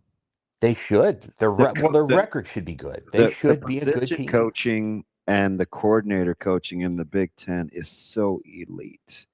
I get, we see the names and we're like, oh, this, because and I'm not saying I don't agree with the schedule on paper, because this came up a couple months ago. I said, wow, this is a heck of an introductory schedule for USC at home, at Michigan in the middle of the season, and that's about it. That's it. That's about right. it. So, like, but I do think the coaching competency is higher. But to your point, Sam, the Cleveland.com came out with their deal, and I think SC was 4th, Michigan was 5th, but only 19 points So 380, 366, and 361 separate Penn State, Washington, and Iowa. 6, 7, 8. Penn State, Washington, Iowa. Does that middle three sound right in order for you at 6, 7, 8? No. So I would have Penn State fourth Ahead because of of their SC and because Michigan. of their schedule. Yes. I mean, I don't know how else to pick. And I had them fourth in my poll when I put this in. I don't know how else to pick the poll than to pick the record. I don't know what else I'd be doing. Like I can't say, well, this team would be more like at a hypothetical game on a hypothetical field. No. Penn State to me is fourth. And then I had USC, and then I had Washington, and then I had Michigan, and then I had Illinois, and then I had Iowa. So here's the thing about Iowa. The question marks about this is not an Iowa team that in theory should be as good as the previous two teams they just had. They do have to replace a lot on defense. Unless they know something about their quarterback position that none of us know, and historically they've known nothing about that position for the last 5 or 6 years. They have the worst quarterback situation in the league. So I don't know how that's going to get magically better when they didn't go out and add anybody and they don't even know who's going to start. And the two guys that they have never played. Yeah, Brown and Heklinski? They barely ever played. Yeah. And so I have no idea what the thought process was going into that.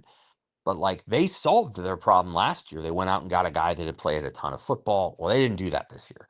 Now they do have an OC that is as good. He clearly flies under the radar. That was a sleepy hire a couple years ago, and I liked it at the time. I think I like it even more now. Yeah, it's a fine hire. Tim Lester is his name. He used to be the Western Michigan head coach. It's a good hire. I'm not saying that it isn't. I'm just saying that on paper, they lost their special teams coordinator. They lost their punter. On paper, this is not the team that you would say, now there's a 9-3 team. It's just not. It's not that team. So I have a hard time. The only thing that kept me from putting Nebraska above Iowa is just history. The reality is Iowa's been better than Nebraska for the last 11 years. And I'm deferential to history. And so the history tells me Iowa's going to be better because the last 11 years tells me that's been the case. And so I'm going to keep it that way. But the reality is Nebraska has a better team on paper than Iowa. What changes is Iowa finds ways to win games. Nebraska has unfortunately found ways to lose them historically. And so I put Iowa ahead of them, but I don't think Nebraska, if you put Nebraska's players in Iowa uniforms and Iowa's players in Nebraska uniforms, I think you would say that Iowa had the better football team and better roster and better situation than Nebraska. How about the next three, which is equally as interesting? Right. Illinois at 9, Minnesota at 10, Nebraska at 11. Yep. Yeah, I think Nebraska has probably got the oldest and best roster of those three. I do think Illinois has good coaches, and I think they've done a nice job. Their schedule is more palatable than Nebraska's. That's just reality. So I had Washington above. I had Washington, Illinois, Iowa, Nebraska, Minnesota, Wisconsin. Then I think I might have had UCLA ahead of Wisconsin. But yeah, in the poll itself, Illinois, Minnesota, Nebraska, and Illinois, the gap between Illinois and Nebraska is pretty big. So I don't know. I think Nebraska's ahead of Minnesota, but again, history tells me that Minnesota has had so much success against Nebraska that they figured a few things out. Minnesota is a hard team to figure. They expect to have one of the best defensive lines in the country. I do think that's going to be the case. I do think that teams will be able to throw the football on them, though. They were able to do that a little bit last year. I think they'll be able to do it again. And then with Minnesota's offense, it's just always a question mark about, can outside of the 1 year in 2019, they have struggled to generate, offense points. And so every year Minnesota will lose a game they probably shouldn't lose, and then they'll keep a team down and they'll win a game they probably shouldn't win.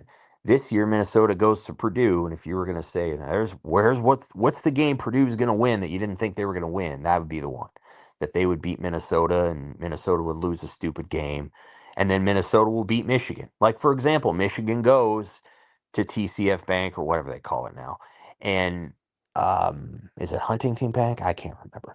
Anyway, Minnesota will have a great crowd for that game, and it will not surprise me if Minnesota beats Michigan on that day.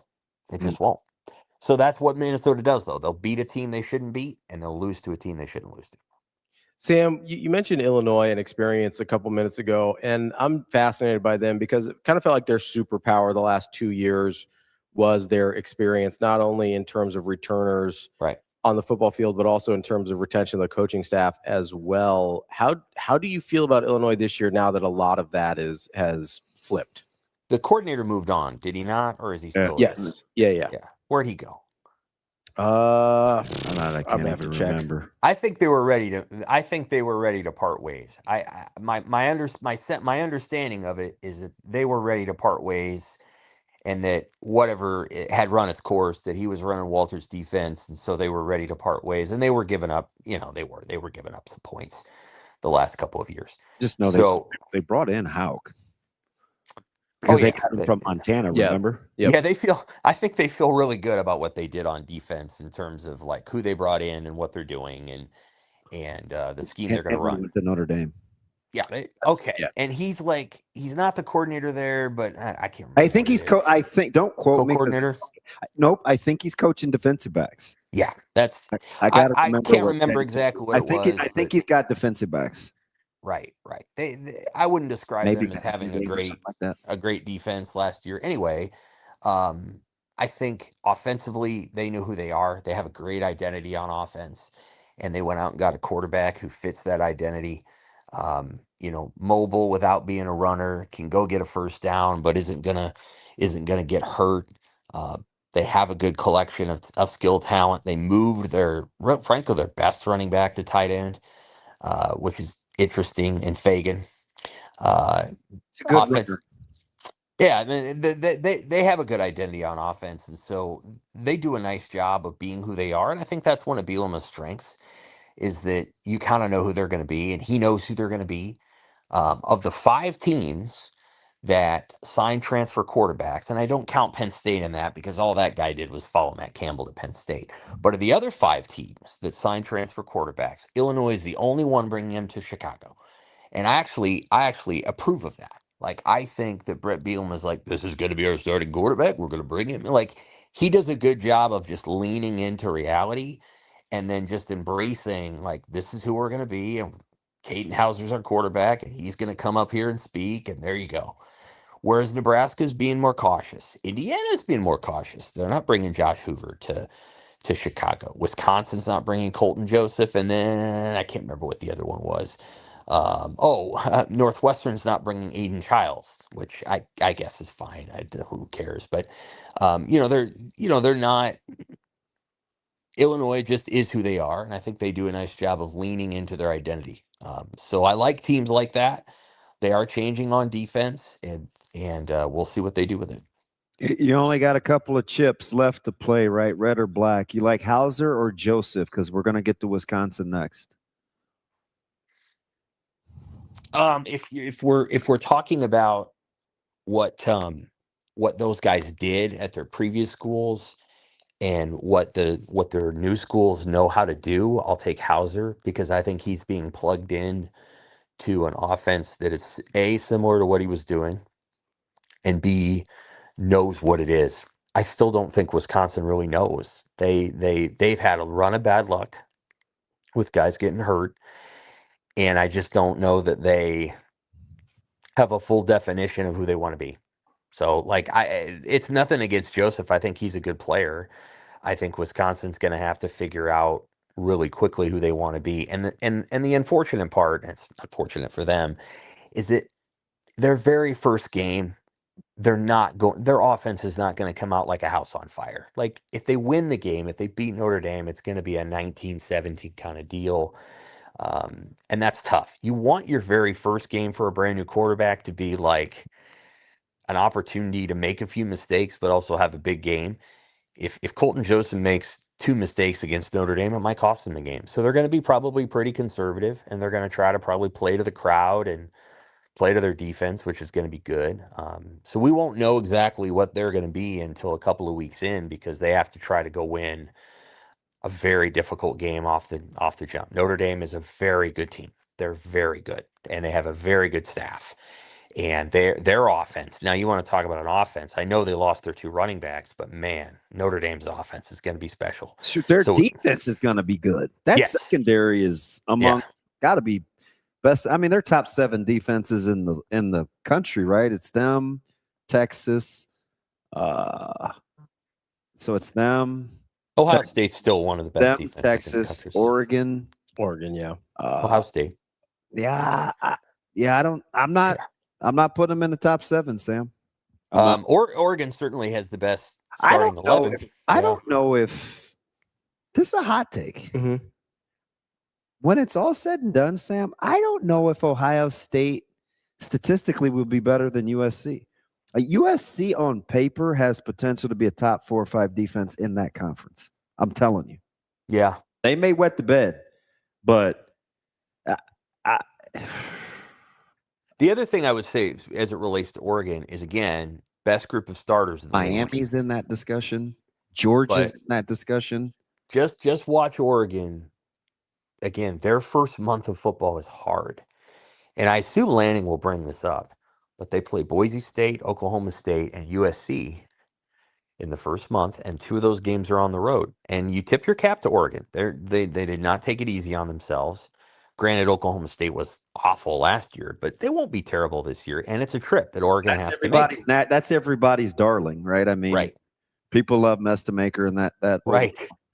Right. So, Oregon's first month, I think, is going to challenge them. And then they also have to stay healthy. So Oregon has to.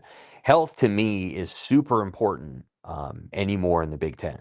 So by the time you get to the end of the season, the level of off-season conditioning that you've done, and your ability for your training staff and your people to keep everybody healthy and keep everybody at the proper weight is probably a determining factor in like whether you're winning those games or not, which is why what Indiana did is incredible. Like the Indiana stayed healthy, and they did not use a ton of players, as you well know, on defense. They only used 13 or 14 guys, and until that final game against Miami, everybody stayed relatively healthy. And that's how you do it. You've got to find a way to keep your starters, whole. And Oregon's going to have to do that, because Oregon doesn't have a wave of like 3 waves of guys. They've got about 15 guys, and then a lot of their backups transferred out to go play somewhere else. Real quick, Sam, when we're talking about Hauser versus Joseph, when you're looking and kind of evaluating that, how much do you care about where they're coming from, in the sense of, hey, Hauser has Big Ten experience at Michigan State, then he was playing in a better conference in the American, versus Joseph, who's coming off of 2 years in the Sun Belt at Old Dominion? Like, does that, I know you talked about fit, and I think that's a really important point as well. Like, how much does where they're coming from sort of factor into who you think is going to be better? Yeah, and the same goes for Calandria. He's got a story similar to Keaton Hauser. Yeah, absolutely. So I think it plays a small factor in the work that you're going to do. Obviously, there's quarterbacks that do an incredible job of coming into the league and just hitting the ground running. Gronowski last year at Iowa wasn't much of a passer, but he certainly was physically capable of playing in the Big Ten and did that really well. So, I think it helps to know a little bit about the league, and I also think it's helpful to have faced some defenses that can do some of the things that Big Ten defenses can do. I couldn't rattle off to you every game that Old Dominion's played. I know they played Indiana last year, but is Notre Dame going to be one of the hardest games Colton Joseph has ever played? Yeah, it is. So he's going to have to pack a lunch right off the bat, and in Green Bay. Right. But, again, they played Indiana last year, so it's not like he's never played a Big Ten defense. He played the national champions last year. So, he's got a clue. But no, if you were to ask me to rate the 5 guys that I just named off, Calandria, Hauser, Childs, Joseph, and gosh, what was that other one? I can't even remember now. Hoover. Hoover. Yeah, I'd put Hoover 1 because I think he'll be surrounded by the most talent. But number 2 is up for grabs, guys. I mean, Childs is super talented, but he's got to find it's got to be the right fit for him at Northwestern. We're down on Childs because of how we made him look, but I know going into that game, there was full-fledged PP tucking. Like, folks were concerned. Sure. And I would say until Anthony stepped on campus, Childs was the the number 1 of the 3 guys that were going to go after Kenny Minchey. And I think Childs was probably number 2 behind Minchey. And then Calandria got there and like, you know what? This is our guy. Like I think they liked just his vibe and the way that he felt. No, Childs is super talented. I think it's got to be the right fit. Joseph is, an interesting one. I think Hauser will be a Luke Altmaier-esque player. So I think he's going to get here and he's going to throw 20 touchdowns and 7 or 8 interceptions and throw for about 2,700 yards and run for about 400. And, at the end of the year, you're going to be like, that was pretty good. He wasn't the best quarterback in the league, but he got you on third down a couple of times. And then Calandria, to me, has in some ways the best ceiling. And then this is even within games. I said this last week. He's going to make some plays every game that you're going to be like, that's like Todd Reesing. And then he's going to make plays in the game where you're like, that's not what we wanted. That's, I think that's going to happen. And Nebraska's going to have to learn to live with an occasional down play because he's going to make 3 or 4 plays every game where you're like, wow. And those are going to be the plays that you want to embrace. September 5th that night is kind of interesting. There's only a couple of, maybe not even sexy is the word, but they're interesting. So Clemson goes to Baton Rouge. The Jackrabbits go to Evanston to play Northwestern. And South Dakota State's got an NFL caliber quarterback in Chase. So they're interesting. UCLA's got a late night tilt at Cal. I still think Cal is the slight favorite. And a tricky one you kind of mentioned, but we talked over it, was Western Michigan going to Ann Arbor early. If there's going to be some questions asked like, what game of those 4 would it be, if any? To me, the one that is the most interesting is UCLA at Cal because Cal's got some players and they have a quarterback. B, we're going to get to see what UCLA wants to do with Nico Iamaleava. If you were going to I wrote about this last week that the Anthony Calandria rushed for 677 yards last year. That would have been the most rushing yards of any Big Ten quarterback in the last 5 years, which is just telling. I think Iamaleava could run for 1,000 yards this year. I really do. I think the way they're going to use him is what I'm going to be watching. Because in my opinion, if they're using him to win games, they will be using him and running him a lot. Now, if they're using him to, hey, we want you to go to the NFL and have an opportunity to just show your stuff there, then maybe they'll use him some other way. But if it were me, I would have him in a spread option.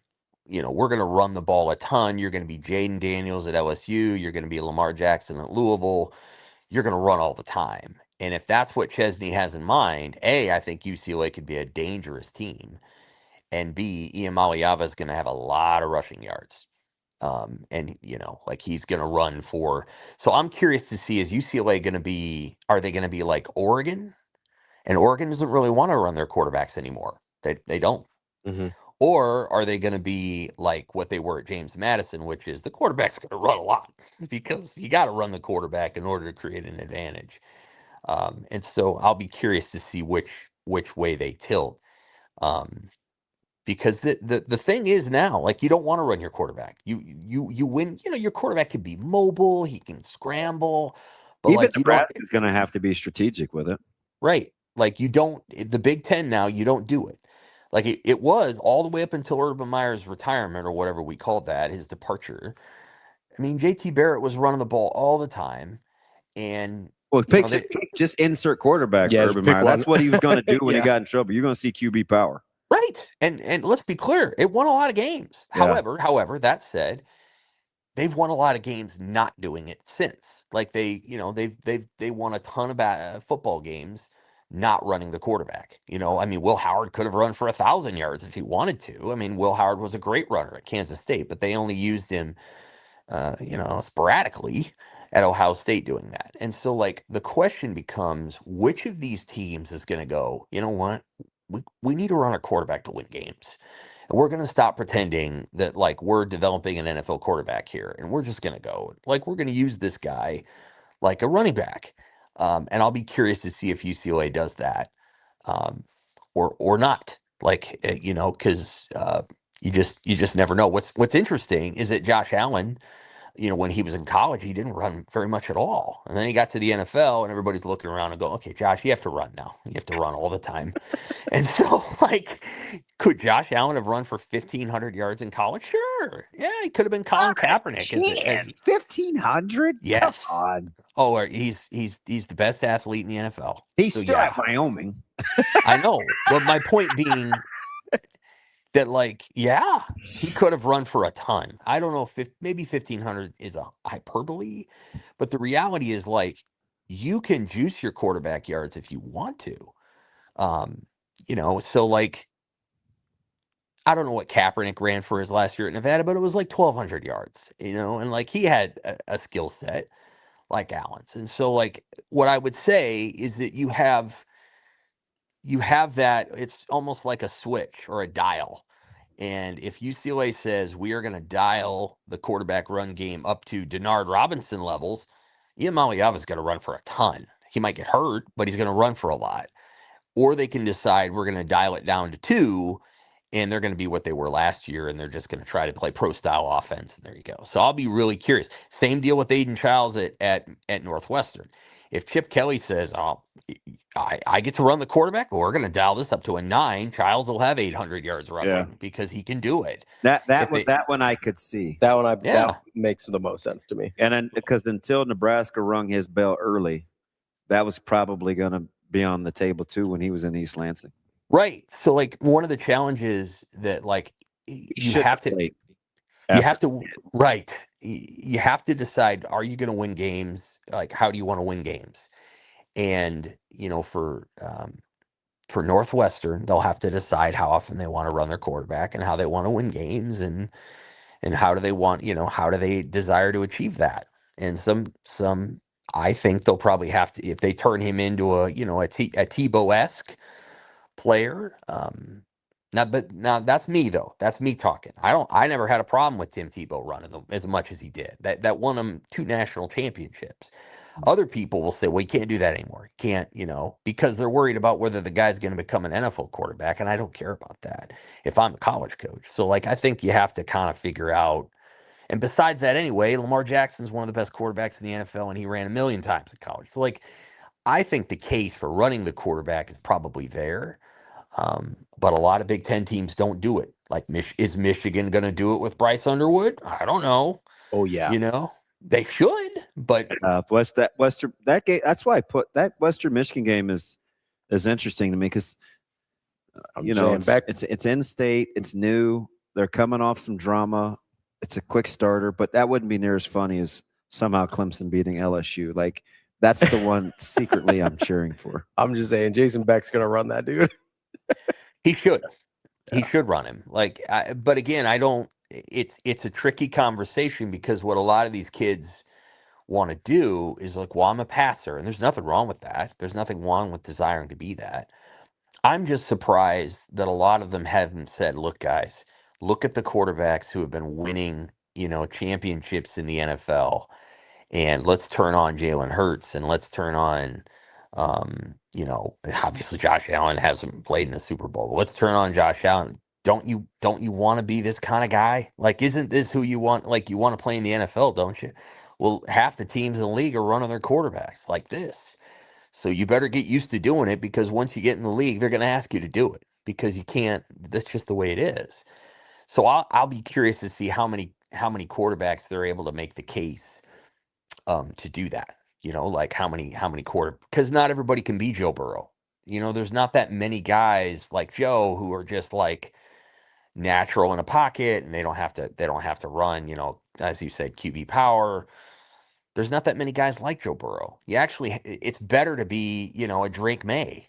It's better to be that guy, because then you have more weapons at your disposal as an offense. Whereas Joe has to do it all from the pocket, and he has 2 of the 10 best receivers in the NFL.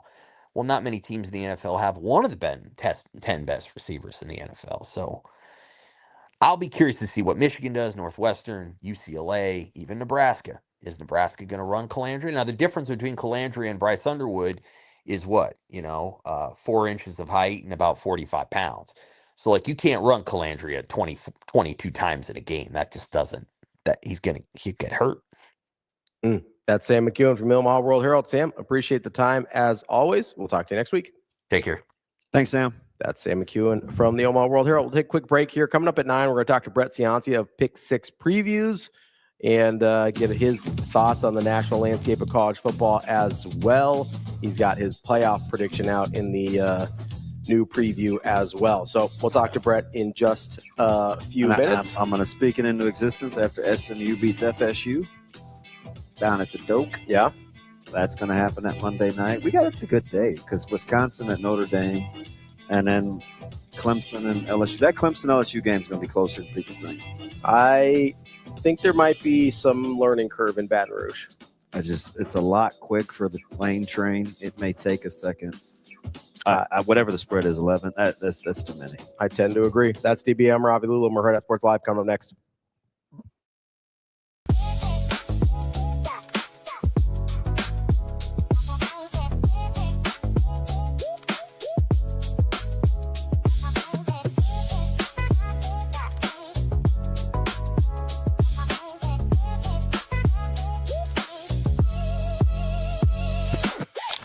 It's time to sizzle into summer at Edwards Kia.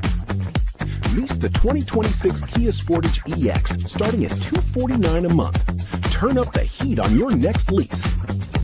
This July, the savings are as hot as the season. We've also got the 2027 Kia Telluride S starting at $449 a month. Don't wait. Sizzle into summer this July at Edwards Kia. It pays to make the drive to Edwards Kia.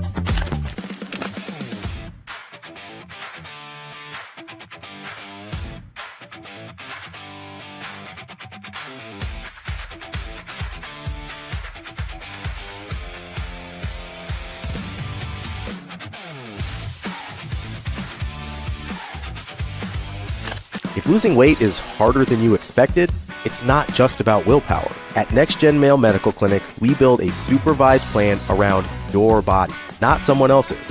Schedule a visit at nextgenmmc.com. Let's get you moving forward.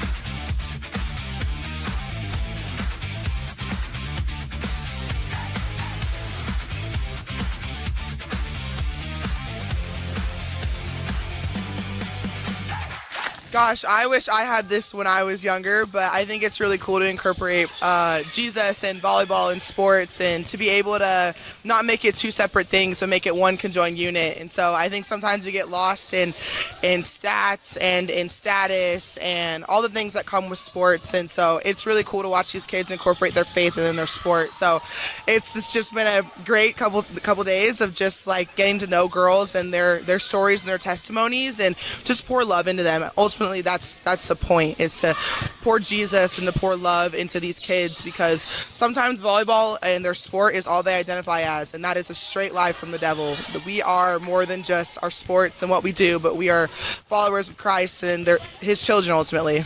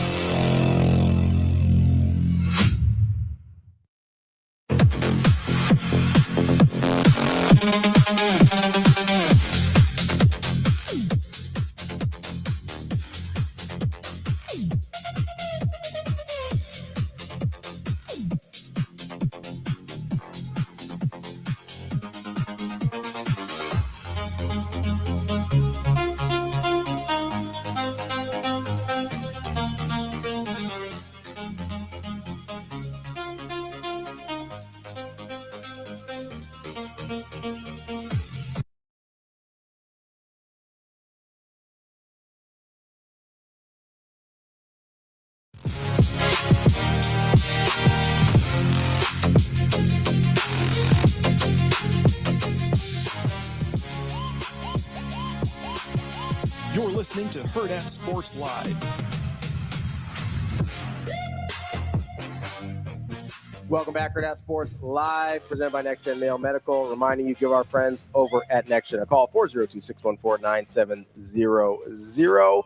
However you're feeling, however you want to be feeling, they can close that gap for you, as they've got weight loss, testosterone, peptides. Wait, what's it called? Weight loss? Did you say testosterone? Testosterone? Oh, okay. Start spell with a T.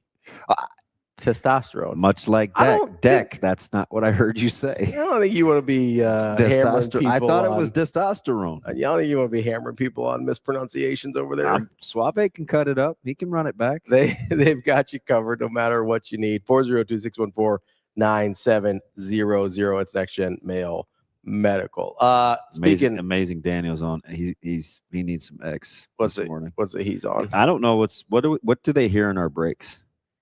I don't know. What do they hear? Oh, they just have music, right? I think it's just music. Yeah. Or the commercials. what they got going on in the commercials. We got our next gen commercial in there. Sometimes we have our friends over at Edwards has commercials in there. Whatever we got. Yeah. Got interviews. That's where Caleb got his vehicle. Edwards? Yeah. There you go. Went to go see Heath. What'd he get? I don't know the name of it. Something 5. I don't know. Something 5. I think it's all-wheel drive. It's like a sleek sedan looking thing. It's a 5. He's got 5 on it. Whatever you guys. Rico, do you have the Cleveland.com poll up for us? Rico, I still need to. Rico, when you get a second, can you or AJ pull up Ravi talking about testosterone, please? We would never do that to anybody. Dude, I still have tire marks on me. Why would I try? I'm still pulling rubber out of the old flesh. Why would I call out one of my friends and coworkers? I have no idea. Why would for a potential Freudian slip? I don't understand. Yeah. So what do you think about this, young Ravi? Well, I think Ohio State might be high, just off the first blush there. I don't think I could put them lower than 3 in good conscience, but I think I would take both Oregon and Indiana over them. Okay. I think I take Michigan over USC. Well, you don't like any of the Cleveland.comians. I think there may have just been some historic voting going on here. Sam likes to defer to history. I think maybe there's some of that happening here with the histrionics. That's a different thing. With the Cleveland.com poll. I think Michigan should probably be 4. I'd put USC 5. I don't know what to do with Penn State. I know we like their schedule, or if you're a schedule talk person, so that's fine. Washington's high for me. Do the points in between matter? Sure, yeah. So yeah, I mean, if for Ohio State, Oregon, and Indiana, it was 540 for Ohio State, 527 for Oregon, 509 for Indiana. Then a drop, 446 for SC. I'm surprised they like SC 4th. Like, their schedule's pretty tough. Yeah. And they're getting the benefit of the doubt. Yeah. Like, I think I'm surprised they like USC 4th. I would have put Michigan 4th, USC 5th, personally. I can understand if you put Ohio State ahead of Indiana with the turnover they had this past year for Indiana, but I don't know how you put Ohio State ahead of Oregon. Yeah, 6, 7, 8. I'd say that's all got to be razor thin margins. 380 to 361 between Penn State and Iowa, which is closer. Yeah. 540 to 509, which is 31 points between Ohio State and Indiana. Yeah, I don't. That doesn't make sense to me. I think that group is as closely clustered at the top, those 3, as probably any group of 3 in this. And only 16 points. And I say only. Yeah. Is there about the same between Ohio State and Oregon, 540 to 527, as there is USC to Michigan, 446 to 430? Ooh. I think Ohio State to Michigan might be closer, but I also think Oregon should be first. So I would have Oregon as a bigger gap between them and Ohio State than I would between. For as much reverence as you have for Cignetti, I'm surprised you haven't slotted them 1. You don't even like Dante Moore. I don't either, but I think I know way more about their roster. I think they could very well have win the regular season and then lose in the playoff, and Cignetti does better in the playoff. That wouldn't shock me. They played tomorrow. I probably favor Oregon by 2.5 tomorrow. Neutral site, but probably Oregon by 2.5. But Sig's been pretty good against Lanning. I understand. End of the year, I'm definitely taking Sig. But if I play tomorrow, Harley Hoover versus right now Moore is just want a little time to get him adjusted. And they lost a lot of those JMU guys. I think it may take a little bit of time. Yeah, they're still loaded. No, they're really, really good. Speaking of loaded, we've got our guy Brett Ciancia from Pick Six Previews. 9 already? We were just rambling. I know, we were just bantering about our Cleveland.com poll. Let's get our guy in here. Brett Ciancia, Pick Six Previews. Brett, how we doing this morning? Hey, good morning, guys. Thanks for having me on. It's that time of year again here with the 2026 edition published and shipping out across the country. It was a wide open offseason, biggest coaching carousel I've ever covered. Thousands of players in the transfer portal. So excited to be on, ready to break it down with you guys here with Big Ten Media Days kicking off. It's such extensive reading. And I know, like, you're not an early bird gets the worm. You don't need to be first. I think you like to be accurate. But, man, this has got to get more.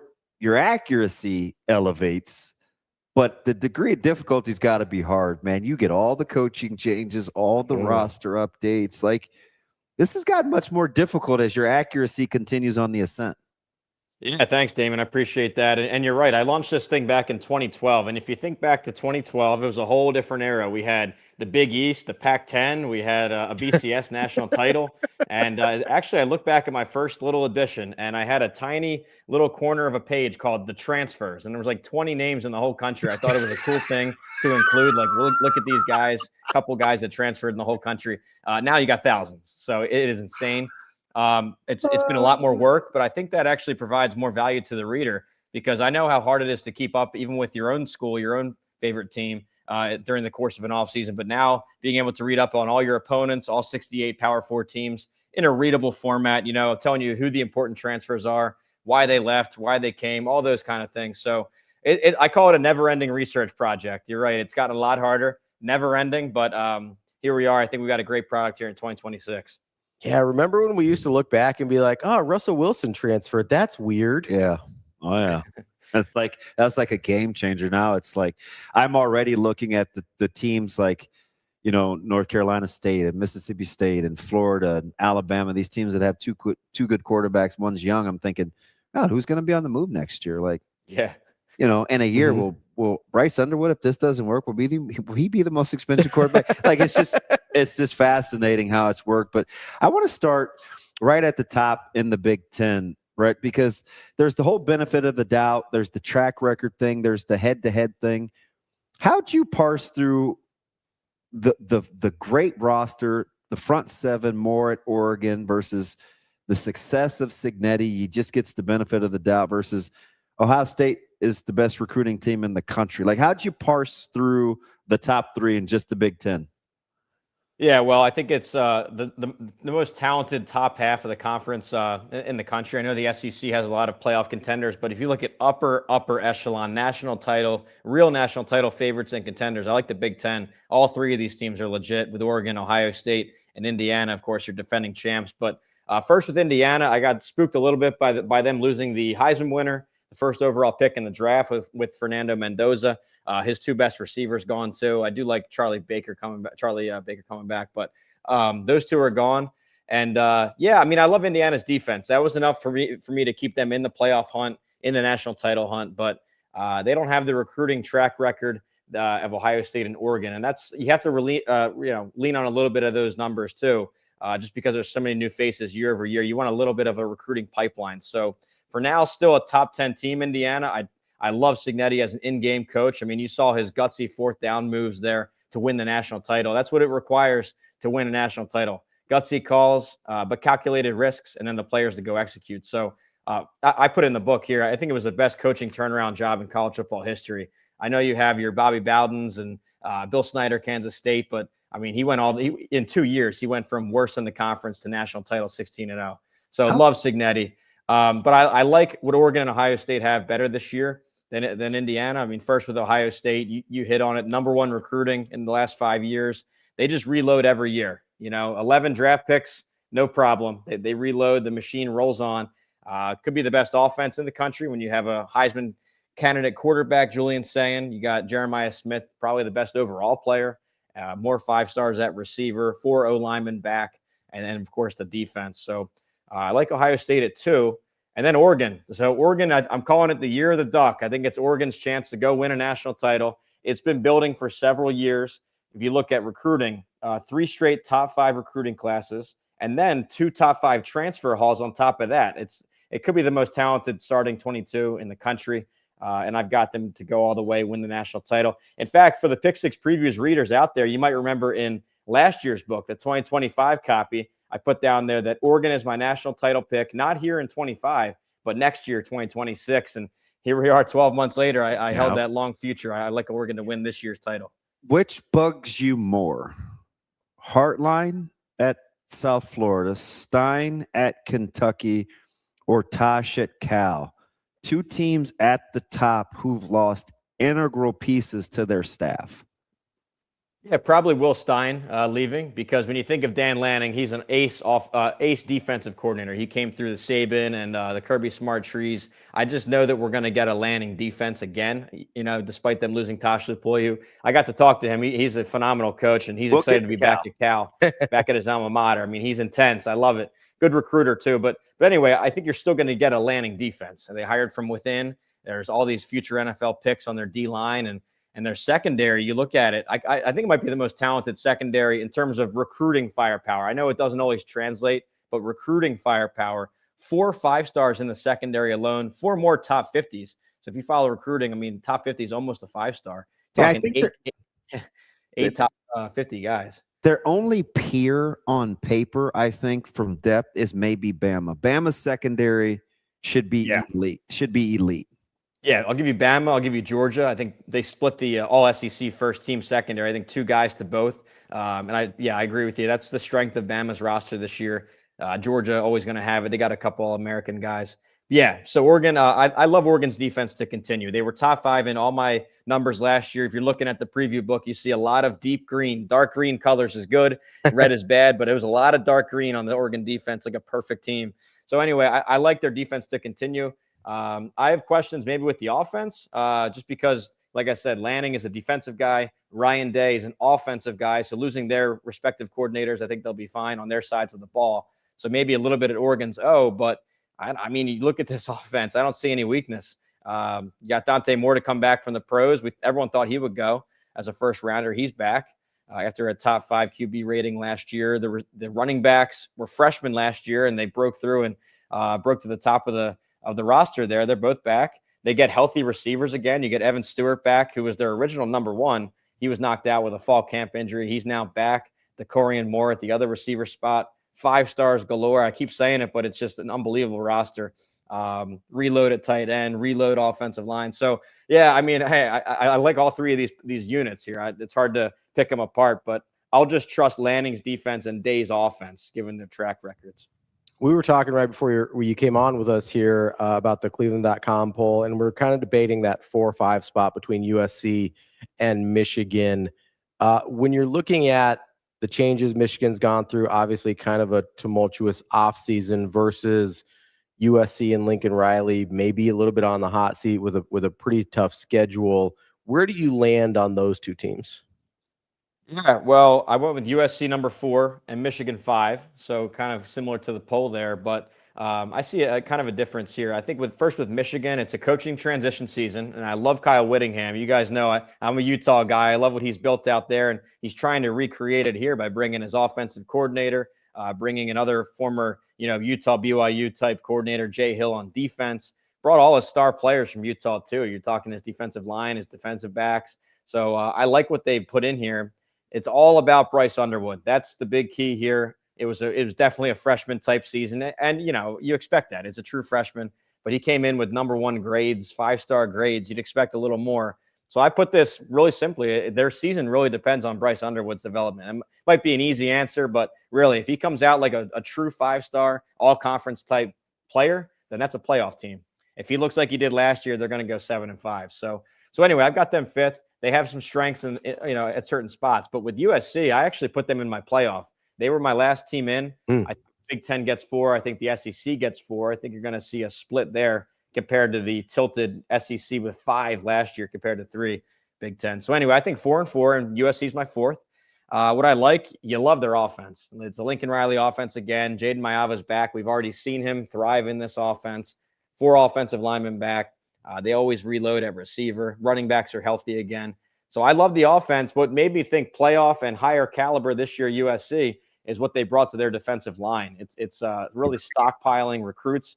Remember, USC signed the number 1 overall high school class. I know that they're going to be young 18-year-olds, but looking at sheer firepower, it's all on that defensive line. And I love the coordinator hire. Gary Patterson, Mr. TCU, coming in. He knows how to build a defense. he was quoted saying he's never had a defensive line this big. He's never seen such big bodies on his line. So I like those quotes. I like that trend. So I think USC finally gets a defense to pair with a Lincoln Riley offense. Listen, I'm right there with you. And I know there's Georgia, there's Texas, there's Oregon, there's Oklahoma, Ohio State, Miami, Indiana. I think this is my hot take about the Big Ten just on one side of the ball. SC on paper could be top 4 or 5 defensively in the conference, right? And I know that includes Indiana and Michigan and Ohio State and Oregon, but SC on paper defensively, especially with the staff changes, if it clicks, because you have a lot of cooks, right? I mean, a lot of strong personalities on that defensive side of the ball. SC could be top 5 defensively in the conference. I agree with you, and that's a huge part of the playoff pick here. And when you look at some of these transfers they brought in, these are former stars and starters off of other Power 4 teams. So I think you have some proven pieces coming in. The number 1 transfer corner in the country with Jontez Williams coming over from Iowa State. He was all Big 12 last year, so you know what you're getting there at corner. Defensive line, they bring back a freshman All-American. They bring in 2 5-star freshmen. Like I said, it'll be young, but these are 5-star billing guys. And then starters off other teams. You bring a starting defensive end from Penn State with Fisher, Luke Waffle, a 5-star guy, a defensive tackle from Michigan State. These are starters and just top recruits. It's just too much firepower to ignore. You know what I mean? If you look at other defensive lines in the conference, on paper, this should be one of the best. And I think that with a coach like Patterson, he's going to translate it from on paper to on the field. So I like the USC pick for sure. Let me slot these for me real quick, Brett. I'm going to give you who I think are probably the 1, 2, 3, 4, 5, 6, 7, 8. I'll give you what I think are going to be the top 8 defenses in the country, at least right now. And I want to include Indiana. I'm not. I think they're just outside. BYU, I think, will be just outside. I give you Texas Tech, Georgia, Texas, Oregon, Notre Dame, Ohio State, Miami, and Oklahoma. Does anybody else, in your opinion, belong, maybe Indiana, belong in that top 7? Well, I like your top 8. That's actually my top 8 overall teams in the country this year in the magazine. So that's a strong top 8. I love the talent at all these programs. You pick them off one by one. I mean, Texas Tech's your transfer winners. Georgia and Ohio State, they're your recruiters. Notre Dame's your returning starter, veteran type team. Miami with that pass rush again, reloading. So I like your top 8. How about Oklahoma? Yeah, Oklahoma, you're coaching, and they already proved it last year. They were, I think, number 3 on defense for me last year, and they bring back most of that starting lineup. So love the defense for Oklahoma. So anyway, those are my top 8 overall teams. If I had to put a couple more defenses in here, I would look at Ole Miss. And, of course, right away you think offense, the former Lane Kiffin program, Chambliss. But now with Pete Golding in charge, he said he's putting more of his funds towards the defensive side in the portal, and he showed it off. He signed 8 4-star transfers. And if you follow the transfer game, 8 on one side of the ball is unbelievable. So I think Ole Miss overnight is now a top defense. Who else we got? I'll give you Alabama a little bit in that secondary. So I like pieces off these other teams. Maybe A&M. I know they have a nice secondary. And I know they lose 4 defensive linemen, but the way they backfilled was impressive. They bring in Anto Saka from Northwestern, who's drawing top 10 grades in the NFL draft. And then, bits and pieces, like Louisville's pass rush, I love. So SMU's linebackers. They're going to be a handful in that opener. If they win that game, I will not be surprised. Yeah, absolutely. That's going to be a sneaky great game in the opening weekend. BYU, they're veteran. I like you have them 10th. Indiana's got to deserve a top 10 spot. I agree there. I know. How about an Auburn? How about it going way off the grid in Auburn? Because you have a coaching change. So that's my SEC dark horse. I picked one in every conference. Houston's in the. I get the Oklahoma State fawning. I got Houston. I like them in the Big 12. I'm on Auburn. They're gonna pee in a lot of folks' cereal in the SEC because they won't be prepared. I like Bynum. I like Byron Brown. Auburn should be pretty good. You know, Damon, I go on a lot of shows in the summer. When my picks, like my dark horse picks, match up with yours, I feel really good about Let's it because, go. you know, that's like strength in numbers right there. With Auburn, what I love is you got a coaching change program. And usually with coaching changes, you think total reset. But I like what he did here. One side of the ball was strong. It was their defense. And he actually kept defensive coordinator DJ Durkin. That allowed them to keep a lot of starters who would have gone elsewhere. Xavier Atkins, an All-American linebacker, returning because of that retention at coordinator. So you're keeping what worked on that side of the ball, but now you're bringing in a top 5 offense with his USF offense with Alex Golish. So we'll see if it translates from the AAC up to the SEC. But I mean, you got your quarterback, your running backs, your receivers, like 6 receivers, the whole offensive line. So you're basically picking up the USF offense from Tampa with the crane and dropping it into Alabama at Auburn. So I think it's going to work out. And I've got them right there in the top 25. I don't think you'll find that anywhere else. Maybe aside from your poll, me and you together, but I like having you on this one. Let me go to the ACC real quick just to see if we match up. Did you take NC State, Virginia, or SMU? SMU I've got highest. I think that their track record the last couple years is strong. Kevin Jennings. I took the flyer on Jennings as winning the Heisman. I like it. No, and you know what? I watched a lot of SMU last year because they were one of the win total picks for me with pick 6+. And in fact, I was actually going under for them and it hit on the last Saturday. But anyway, I had to keep a close eye on SMU and Kevin Jennings. I mean, he can scare you from any part of the field. He can run it. He can throw it. He's got an electric arm. But when you watch SMU, he injured his leg about halfway through the year, and it took out a lot of his game. He lost a little bit of his creativeness, his dual threat ability. But talking to Coach Lashley this preseason, Jennings is fully healthy. I mean, he's ready to go, and he noted that the dual threat is back, and I really like him. So they're a chance to win the ACC or at least play for the ACC. The other team you mentioned, NC State. This is strictly a schedule play. I don't like what happened with their roster this offseason. They lost a lot of starters to the portal and didn't backfill any at all. But when you look at schedule, they draw 5 of the bottom 6 in the conference. Like, you could not script a better league schedule. And some of these teams get hit with all the top 6. So NC State on schedule alone should get to 7 or 8, maybe even 9 wins. Lot in there. I got to go back though for a second. I'm not quite. Listen, I watch a lot of SMU. I understand. We watch them together almost. Upside of Kevin Jennings. I also think he's going to scare you with some of his decision making as well. Like, I think there's the scary. I think ends up on both sides of the coin with Kevin Jennings, but I do think he's going to have a good year. I don't know. There's some of every once in a while I'm like, don't love that. Texas gunslinger for sure. Yeah, like there's a risk reward there that I'm not sure I love his ratio, but that's neither here nor there. The one that I wanted to talk about first was you're high on Texas Tech this year. You know, we mentioned the turmoil kind of the Michigan offseason. I don't think anybody had more turmoil than Texas Tech did this offseason. I know this is probably the defense doing a lot of the heavy lifting here for you, as they did for Texas Tech last year, to be fair. Why so high on Texas Tech when they've had such a interesting offseason, let's say? I was a little shocked to see the coaches down at Big 12 Media Days. They did their poll and they picked BYU to win the conference. And, you know, no slight on BYU, but I think anybody objectively looking at this thing would pick Texas Tech until proven otherwise. I think that's a little off the field politicking going on there. But yeah, you look at Texas Tech. I've got 2 numbers for you, and it's all about talent acquisition. It's all about star power, and you saw it work last year for them. First, you look at the transfer portal. You look at 4-star or 5-star transfers, right? Texas Tech signed 20 the last 2 years combined, 20 of them. The average Big 12 team signed 2. So you're talking 20-2 in terms of 4-star transfers. It's all future NFLers. And speaking NFL, the other number was, if you look at the East-West Shrine Bowl, they put out their NFL 100 or whatever, their watch list for the NFL draft coming up. I know we're early for NFL draft, but their watch list is a good indicator.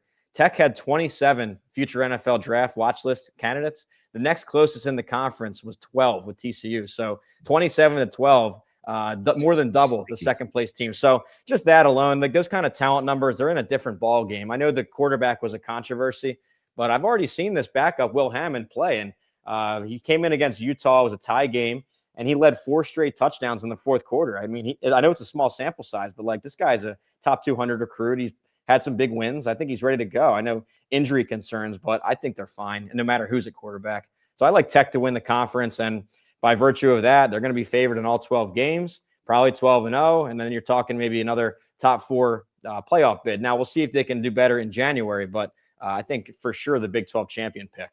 Let me ask you, I'm going to ask you about 4 quarterbacks, and they're all intertwined. They lost the current coordinator. Who's most affected by the gain or loss? Levitt getting Weiss, Chambliss losing Weiss, Avery Johnson getting Klein, or Reed losing Klein? Awesome question. What a question. I think the biggest downgrade would probably be the A&M situation with Marcel Reed losing Colin Klein. I think he's an awesome offensive coordinator, obviously a great quarterback himself back in the day for K-State. Yeah, he's going back to Kansas State as his alma mater, and he's got Avery Johnson, a guy he actually recruited to K-State about 3 or 4 years ago when he was on staff over there. So that's a perfect fit. Yeah, Marcel Reed losing him, I think that's going to hurt the most. Now, before, the other option would have been Chambliss losing Weiss, and I was worried about that too when I started my research process. But looking into it, who they hired John David Baker, and this is a former Lane Kiffin, Charlie Weiss guy, and was on staff with Kiffin. And they asked him, "What are you going to do with this scheme? Are you going to keep it the same?" He said, 90% the same scheme as last year's Ole Miss team. It's very similar. Number one in terms of tempo too. You look at the snaps per minute and all that, snaps per second. They are fast-paced tempo. I think it's going to look a lot like Ole Miss did last year. So I feel good about Ole Miss. Obviously, Levitt gets an upgrade at LSU. But yeah, the worst situation there would be the A&M downgrade. Okay, I got to ask you about Nebraska here. We've been dancing around, the Big Ten and all these other teams. Where are you at with Nebraska? They obviously bring in a new quarterback, 3 new offensive linemen, potentially all 3 starters, new coaches at several different spots, including the offensive and defensive lines. Where does that land Nebraska for you? Yeah, well, we talked to the top how top heavy this conference is, and unfortunately for Nebraska, they draw a lot of those teams. I mean, they draw in Oregon, Ohio State. They got Washington, who I've got ranked. Indiana, the defending champs. Iowa's always tough for Nebraska. Road trip at Illinois, a swing game. So brutal conference schedule. But before you even talk schedule, I think you got to look at personnel and team and all. And I thought that last year we always talked about the 3rd year Matt Rule boost. I thought it would happen last year. I think everybody did, and it wasn't really what we expected. I don't think so. Wondering where the program goes from here. They finished 10th in the conference in my game grader last year, and that's where I've got them starting out this year. They lost some pieces. They added some good pieces. So I think they're about even with where they ended last year. So really the game changer for me is at quarterback. Raiola had a great arm, great pocket passer. I mean, 5-star billing, all the good stuff there. But when that pocket was breaking down, it was really a tough situation. So I think with Calandria, you get a different type of player. Now he might throw some more, like we talk gunslinger. He might be more of a gunslinger with some forcing some throws and some risky throws. But what he brings you with his legs, I think, is a game changer because he's able to create. He's able to extend plays. I think that elevates the other position groups around him. It might cover for some pass protection flaws early in the season as a new line gels, and might get some receivers more open as the play extends longer. So they're really all in on that scrambling ability. I know Dana Holgerson was studying some Pavia film, looking at what he did off script. So looking to see that at Nebraska. But until proven otherwise, I think you project them middle of the conference, kind of where they've been the last 5-10 years. I'm waiting for a breakthrough. Maybe the spark at quarterback will help it. Maybe the defensive coordinator change. Like there's lines of optimism here you can find. But right here, as we sit in July, I think 10th in the Big Ten. Let me ask you, I got to take advantage of your depth and your skill set, because I think there are a couple teams flying under the radar that actually had really good off seasons. Normally, if you're Memphis and you lose, a quality coach, you don't get a guy like Huff. I feel the same thing about South Florida. Good year. They get Heartline. They had a great off season. Let me go a little smaller off the grid conference here. Memphis, South Florida. I like Coastal. I think they had a really good offseason. Give me a team that you think can rock the boat that we need to be keeping our eye on. Not Power 4 team. Yeah, I think you've got a couple good ones there. I mean, you look at with Memphis, it's going to be transfer heavy, though. I mean, this is a super transfer reload. If you look at their 2-deep, it is all transfers. I think out of the 44 of a 2-deep, I think it's like 40 guys are transfers. So But hey, that has worked for him elsewhere with Huff. I mean, he did that at Marshall, at Southern Miss. That's just what he does, and he knows his guys. So that could click. Maybe like a Navy. I keep an eye on them. They're really a tough game every single Saturday. Yeah, the triple option, and now it's a little bit modernized with that option they run, but they are a tough out and really a talented team. They continue to give teams fits in bowl season. So look at Navy maybe as a potential dark horse to get that G5 bid. I think Boise State's your odds-on favorite to get it. That's who I projected for now in the book to get the G5 bid. But yeah, Memphis, you look at Brian Hartline down at USF, but those are just major transfer reloads. So you never know how those are going to shake out. So yeah, give me Navy as kind of a dark horse. All right, let me ask you. I want to go to a dark horse in the ACC because Elliott won 11 games last year. Nobody even knows his first name. Virginia's had the same staff for 5 years. That is unheard of in a Power 4 conference. I have an eye on Virginia. I like the win total. I like the continuity. Do you like Virginia? Well, you're right about this long tenure, and usually after 3 years of losing seasons, I think they were 3-9 and 3-9 again, and then another 4-win or 5-win. Usually, you're fired in Power 4. There's not that long of a leash, and I think their fans are ready for it after 2024. They were ready to change the whole program, and UVA's admin they doubled down. They said, no, we're keeping Tony Elliott. We're gonna give him funds to go into the portal, and he went and he executed. He got a ton of veteran players, maybe not the 5-star guys from the recruiting world, but guys that were proven from college, maybe the FCS or the G5 level, all conference guys from down there. And they came and it clicked here last year. Now, it was a little bit, I don't want to call it lucky because it's never luck when you win like that, but to stack so many close games, they called themselves the Cardiac Cavs. It was a lot of close games. I don't know how repeatable that is year over year. But to your point, if you like returning starters, if you like career snaps and career starts, the veteran categories, UVA is number one. I mean, they're number one in career snaps on their roster. So you have a very veteran team. That's what worked for them last year. I think a solid defense again, starting over at quarterback. But yeah, I mean, I've got the middle of the pack ACC. Okay. I've got them on the top 40 big board there on the helmet board, but I don't see a return to Charlotte for this year. All right, let's stick in the ACC and with guys that may or may not get fired. We're going to go to Mike Norvell down in Tallahassee. What do you think about what Florida State did this offseason? And I mean, obviously they lose offensive coordinator. They really quietly brought Tom Herman in like a week ago. What's going on there in Tallahassee? Yeah, maybe Tom Herman's that coach in waiting. I don't know. Who knows what's going to happen down there? There's a lot of pressure. Probably the hottest seat in the country right now. It's got to be with Florida State. And when you're so reliant on the transfer portal, it can hit home runs like they did in 2023, going undefeated. Or you could have total flops like in 2024 going 2 wins. So it's been very boom or bust. Now, it's been all with top 10 transfer hauls. Now, this is a bad year to snap that run. They are now 30th in the country in transfers. So a less talented roster. And, they'd also draw a top schedule too with, I think it's 7 on the top of the conference. So they have some issues going forward. Let's talk quarterbacks. There's so many good ones. And it's a crazy year. I saw he's gotten a little loosey-goosey, but I still pay attention to McShay. I think he's got 13 guys that have top 3-round grades. There's usually 12 quarterbacks that get drafted, just speaking to the quality, right? But there's a couple guys I think are flying under the radar because they aren't really pro prospects. I see these quarterback ranking lists, and I look at a guy like Gunnar Stockton. I think he's fantastic. You asked me today, Georgia's my pick to win the national championship, and I think a lot of it is Stockton. Almost 3,000 yards, 26 touchdowns, 4 picks. He was elite in the second half of the season in the SEC conference, yet he flies under the radar. What are your thoughts on Georgia, and in particular with Bobo answering the critics and Gunnar Stockton?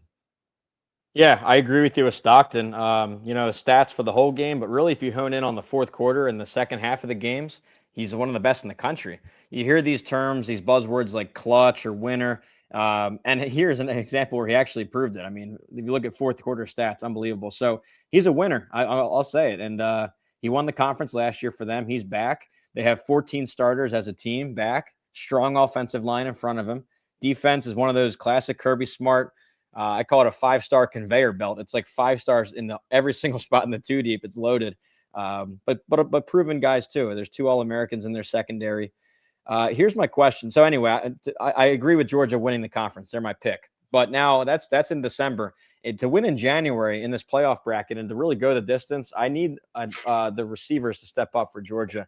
That's one hole that I found in this roster. Where when's the last time they really had a first round, a dominant alpha dog there on the outsides that would change games at receiver, or even a 1-2 punch? So he was in trouble and suspended because he didn't play a ton, but it was Pickens. Yeah. Right. Yeah. So it's been a while, and that was lacking last year. And it looks like right now on paper, and now there's names, there's former 5 stars, there's freshmen. It certainly has potential, but I need somebody to step up and prove it. So, we're splitting hairs here at the top of the top, but for them to really go chase a national title, I think you need a revamped and somebody to step up on the outsides. I'm going to stay with the quarterbacks. They changed addresses, and they're getting a ton of love. Obviously, Levitt gets Weiss and Kiffin. That's fantastic. But Mensa, who's as a Heisman favorite, still has to deal with Cristobal in Miami. But listen, Ward, Beck, those guys have found a way to get better. Who's benefiting more from the change of address, Levitt or Mensa? I think Mensa. I really do. I think it's an upgrade at Miami. I like Carson Beck too, but Darian Mensa, you look at his skill set, he's really a downfield passer. I think he had the most downfield vertical shots in the country last year. So you bring him in, and what do you pair him with? Arguably the best receiver core in the country. I think Ohio State's got him beat, but that's about it. Maybe Texas. But you look at Miami, you got Malachi Toney in the slot. You have a couple 4-star, 5-star guys on the outsides. They took starters off of Duke with Cooper Barkate, South Carolina starter, West Virginia starter, another round of freshmen coming in. It is an extremely talented receiver group. So I think they're going to light it up down the field. More vertical, way more vertical than you saw last year from Miami. So that's going to look like an explosive offense this year for them. That's part of the reason why I've got them number 3 in the country overall again with Miami, is I know they lose some pass rush on D, but you make it back and then some with this upgraded quarterback and the vertical passing game. So yeah, I think he's gonna thrive right away. Now with Levitt, he's coming off an injury. I think he'll do fine, but that's a more complex scheme he's got to learn. The Kiffin system. He's coming from Arizona State, where he did a lot of scrambling and kind of backyard ball with him and Jordan Tyson over there. So I don't know. You miss a spring ball, you miss summer camp. He's injured, and got a really complex scheme at LSU. I have my concerns over there. Yeah, I'm actually lobbying to talk people into Clemson upsetting them in the opener. I get it. It's in Baton Rouge, but so many new faces, the continuity. I think Clemson's kind of flying under the radar because it's not as star-studded. I get it. 11 points is a lot, but I would take the Orange Tigers on the road. Yeah, double-digit spread there. I'm a little surprised just because you're catching LSU in a transitional year and a transition game, the first game of the year. 51 starters, or I'm say 51 transfers coming into Baton Rouge, new staff, new scheme. Yeah, I mean, now I'm not so high on Clemson themselves. I think that they really missed out this offseason. They lose all 5 offensive linemen. They lose their quarterback, and that happens, but they didn't sign a single lineman from the portal and no quarterbacks from the portal. So you're really just doubling down on how you've recruited, and usually they're fine, but I like to see when teams supplement from the portal. Bring in a couple proven starters to battle the recruits, not just rely on 18 and 19-year-old recruits that haven't proved it yet. So I have my concerns with Clemson, but I can't wait to see that one. Luckily for Clemson, they catch them first game of the year. They catch them early because in November, that LSU team will look a lot different. Brett, you mentioned Malachi Toney a minute ago when we were talking about Mensa. Where does he rank for you in your non-quarterback playmakers in the country?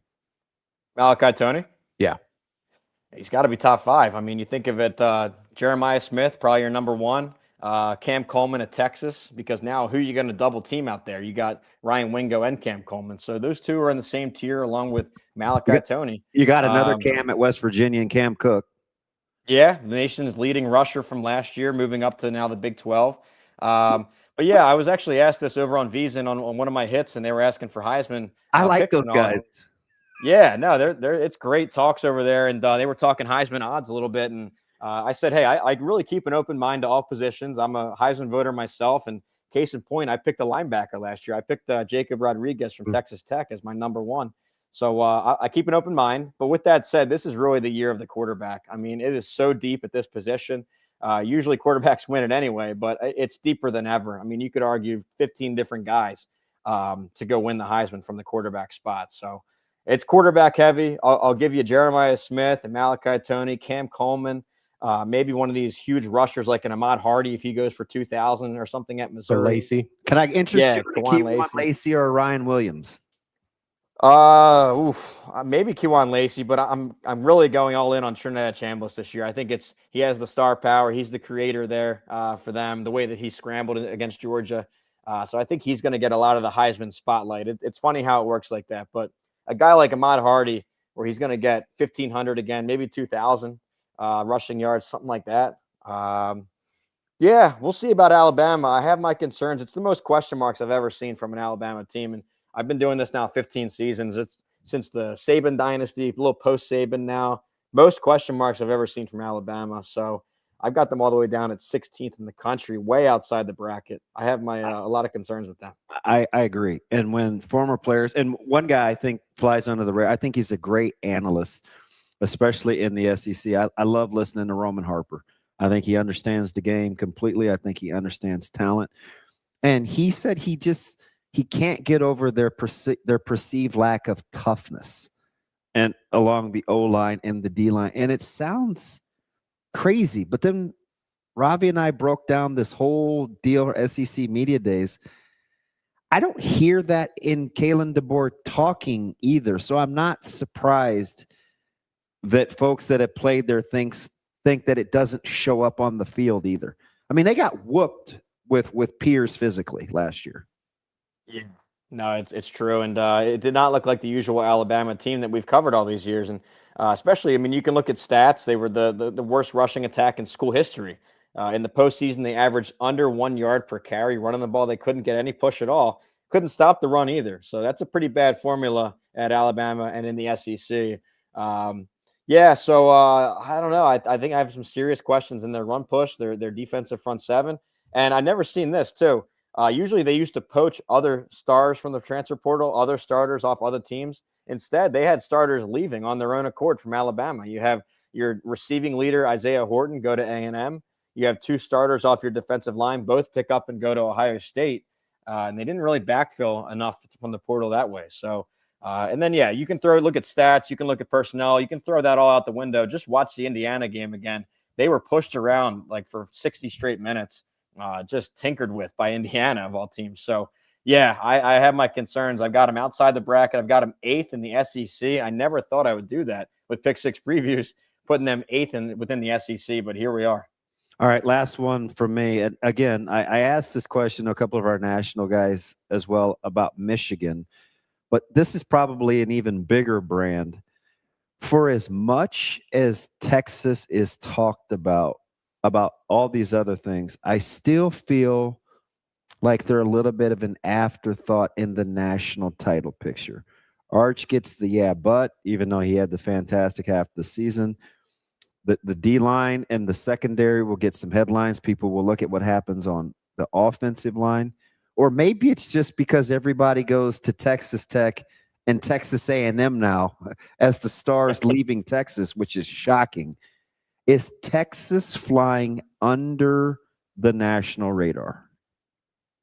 Well, it's an interesting question. I mean, if you look at SEC Media Days, they're certainly not flying under the SEC landscape because they were just swarmed at Media Days. They had the most attention, I think, of anybody. Maybe Lane Kiffin, but then probably Texas number 2. So they're all over it. I mean, with a program like that, with a budget like that, and a history like that, it brings a major spotlight every season. Now, in terms of like preseason ranking, maybe I agree with you there because remember last year they came in as the number 1 team in the country, AP number 1, Heisman number 1 favorite, Arch Manning. So that has at least cooled off a little bit.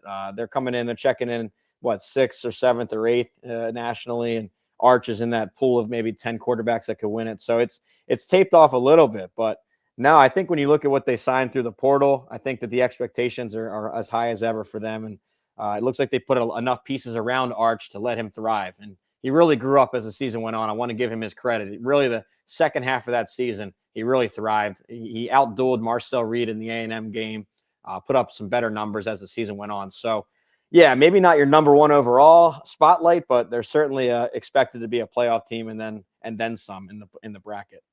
That is Brett Ciancia from Pick Six Previews. Excellent stuff as always, Brett. Rapid fire, man. We appreciate it. Oh, anytime, guys. Always great conversation. Talk to you soon. As Brett Ciancia from Pick Six Previews. Let's take a quick break here before we move on and wrap up the show. That's DB. I'm Ravi. Lulla. More Hurrdat Sports Live coming up next.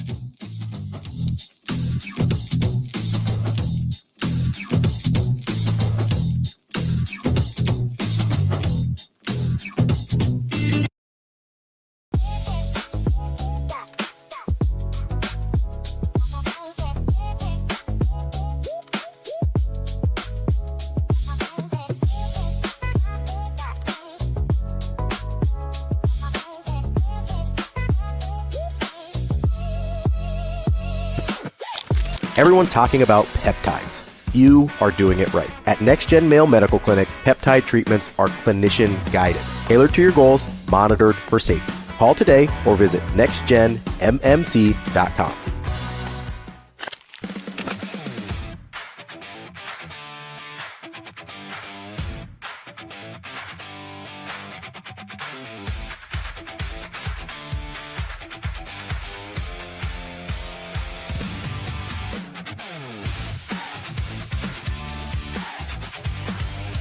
For sure, yeah. All the people coming back that were on the team previously were just such a big part of this team leadership-wise. So I think now that their role as a coach, it's just going to bring leadership to this team in a new way. And I think we'll all grow and learn new things from that. Yeah, I think it's going to be a lot of fun. It's just going to be like last year. You know, we still have that joy behind us. And with Hannah Core, who also is a big believer in Christ, like her now being a coach, she can empower others in a different way now.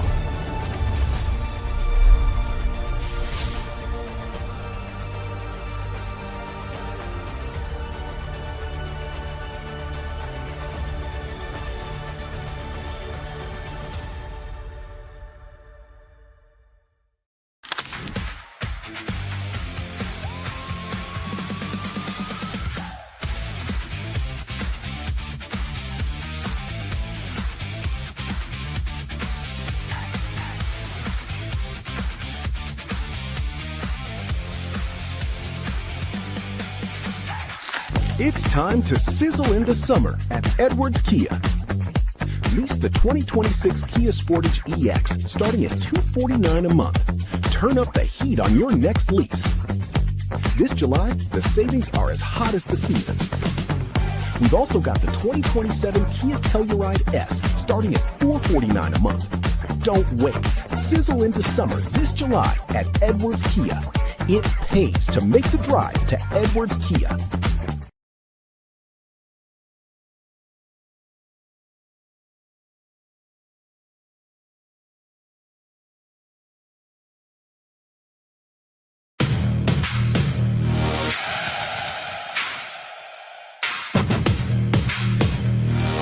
You're listening to Hurrdat Sports Live.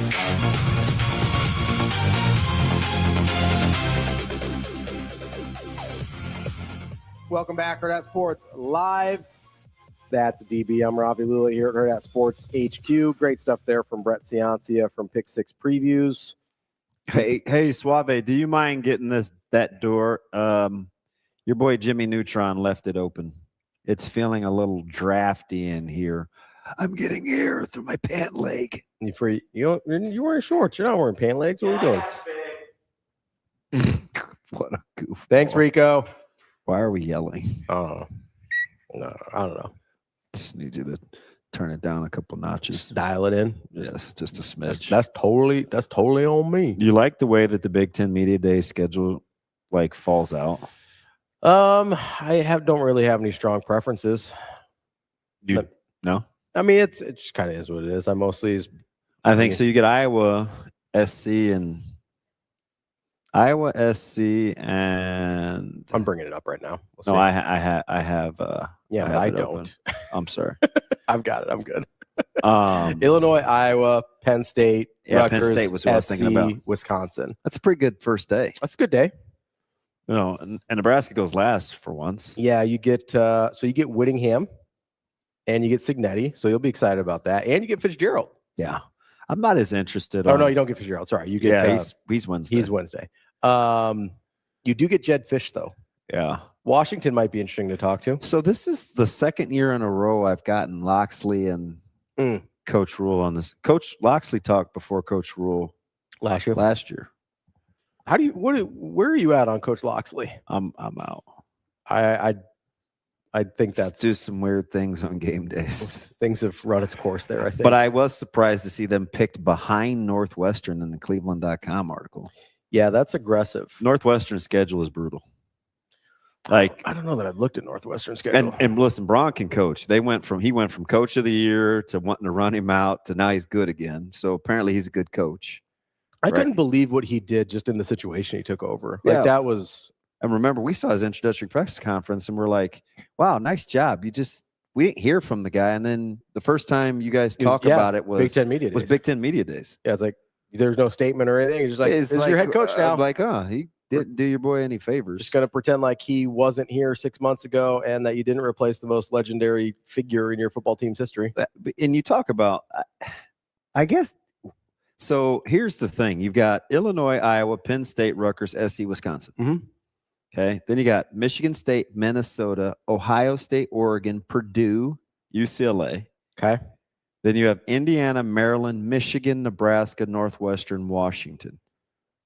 Who's the most interesting day? Well, I mean, Riley, I think, is going to be interesting, but I don't know. I mean, you got Riley and Campbell.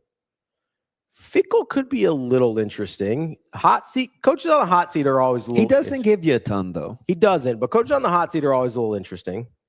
I don't think you're going to. Bielema can be. He's funny. Yeah, he can be fun.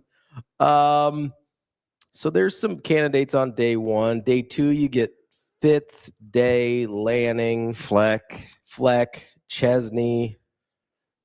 I don't know that I'm too I mean, it's a good slate of coaches. I just don't know if I'm that interested in it. It might be Thursday. It might be Nebraska's day. You get Signetti and Whittingham, which I'm a huge fan of. I think Jed Fish could be interesting with the offseason they had. And then I think, obviously, Rule's always interesting to talk to. You might have to get – I don't know. I kind of think day two. Oh, I think day two is last. Fitz. Yeah. Gonna be huge. Flex always good. Flex just kind of is what he is, though. Like you get Lanning and Day. I think it might be day two. What am I getting out of Lanning? Am I in the What am I getting out of Lanning and Day? A lot. Like they I know, but like what questions do we have about? I mean, I know you're not as high on Ohio State as a lot of people, which is fine. But like, what real questions do we have about their programs? Like, they didn't have Kobe, I'm the one that likes it freezing in here. I turn it down every day. Yeah, that's why half the time you see me in long sleeves, just because I know it's going to be a little colder in here. I prefer it. I prefer it ridiculously cold. Being in long sleeves and having air on me than I do being in short sleeves and having it just like stagnant air. So I understand. I'm not mad about it. This is sensational in here. Yeah, I'm not complaining. It keeps the non-equipment that we have in here cool. We got cameras, we got lights. Those lights are hot. I think I'm going to go with day two. I think day two is the least interesting to me. Yeah, well, I think I'm going 3-1-2. 3-1-2. Yeah, that's my order. Not that you're not biased. Not at all. Why would I be biased? Yeah, so I don't know. Fleck usually comes with notes. He always has. He's got thoughts. Yeah, I think he's just the opposite. What did he say? He said because Hot was like he can copy and paste. I don't know. I think from a demeanor standpoint, you can like you kind of. I mean, tight pants, sport coat. Like, yeah, I get that, but I think his content's different every year, but it's very. I think if I don't want to speak for him. I think he is always very on brand. Like whatever, you know what I mean? So like he might have different content, but like it's always like, yep, that's PJ Fleck. So I think that's how I kind of view PJ Fleck as well. He's pretty good. Oh, he is. And I just don't always, I don't know. He hasn't stuck out to me as terribly interesting.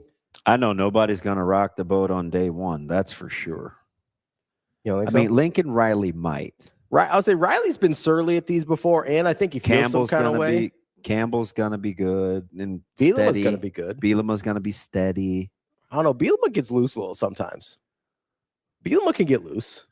I'm surprised they have. And Ferentz is cranky. They have a. So 2 years ago, I thought Kirk was sensational. Last year he was fine. Yeah, but like But 2 years ago, I told you, I go re-release. I'm like, I think he thinks this team's better than we know. Yeah, and they were. Yeah. He was amazingly confident. Yeah, there's I think Kirk is interesting. And for a guy that doesn't like to talk a ton, he spoke forever at their camp. Yeah.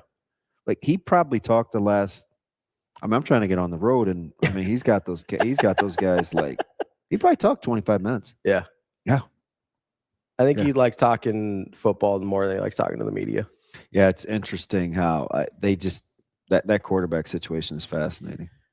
Yeah, I don't really know what to do because I do think it's a really bad situation. Yeah. I also have seen them win with really bad quarterback play before. So like they're probably the only team in the country to, if they have this situation, then I'm like, I think they're still probably getting to 8. Right? Like that's sort of just the default number for Iowa, no matter what happens. And I mean, my God, they've had some really, really bad quarterback play in the past. You know what I think you and Sam are underestimating? And listen, I've talked about Penn State's schedule. I talked about for 2 months, like 3 months. I think we're underestimating the change in coaching prowess. The Big Ten is a tremendously well-coached league. From the Big 12 to the Big 10? And it's so good with this. He's got finally got a new defensive coordinator. The assistants are so good. Yeah. In this conference. Yeah. I mean, not just your coordinators. Like it is a well-coached league. If you gave Coach Rule true serum, do you think that would how do you think he would talk about the adjustment to that when he first got here? It's a learning process. But he knew he couldn't get everybody he wanted right away anyway. Yeah. But it definitely is a learning process. Like for sure. If I had to, he'd be on. He'd shoot you straight. Because it seems like and I agree with you with that. I mean, not that I need to agree with you, but doesn't seem like he could get everyone he wanted the first go round. But I think maybe he underestimated what everyone else was bringing to the table from an assistant coaching standpoint in the Big Ten. Like that would have, I bet if you had to ask him, what is the one thing he probably didn't fully understand? Maybe he'd go physicality. I don't know. I don't know that he would. I think he would say I maybe didn't understand how good everyone's coaches are. Yeah, it's just there's just no real drop off. We're talking about that now off air. TJ, he asked about Eric Bienemy and the reports of his wife, but there's not a ton of information out on it yet. I think I was wrong about what I said. I would say I don't think that's been reported. No, but there's a different report, and that's what they're talking about in the chat. And I looked it up. There's one person reporting it right now, so I don't know. The only reason I brought it up in the chat was the wording on the ESPN story, which is all I've seen so far because I don't have time to kind of scroll through things right now. The wording on it made it seem very ambiguous, like it was very open-ended. Usually if it's a breaking and entering, you find that out pretty quick because there's a police report and all that really quickly. Very open-ended. Coach Bienemy, Eric Bienemy, I believe was in St. Joseph, Missouri when this all happened. But the wording of it is very vague to the point I was like, this seems like maybe something unusual happened here. I don't want to speculate too much, but I just found the wording. That's pretty hard hitting. There's an NFL reporter reporting. Do you want this? If it's a real reporter, yeah. Yeah, it looks like he is. NFL credentialed, writes for the Saints Wire of USA Today.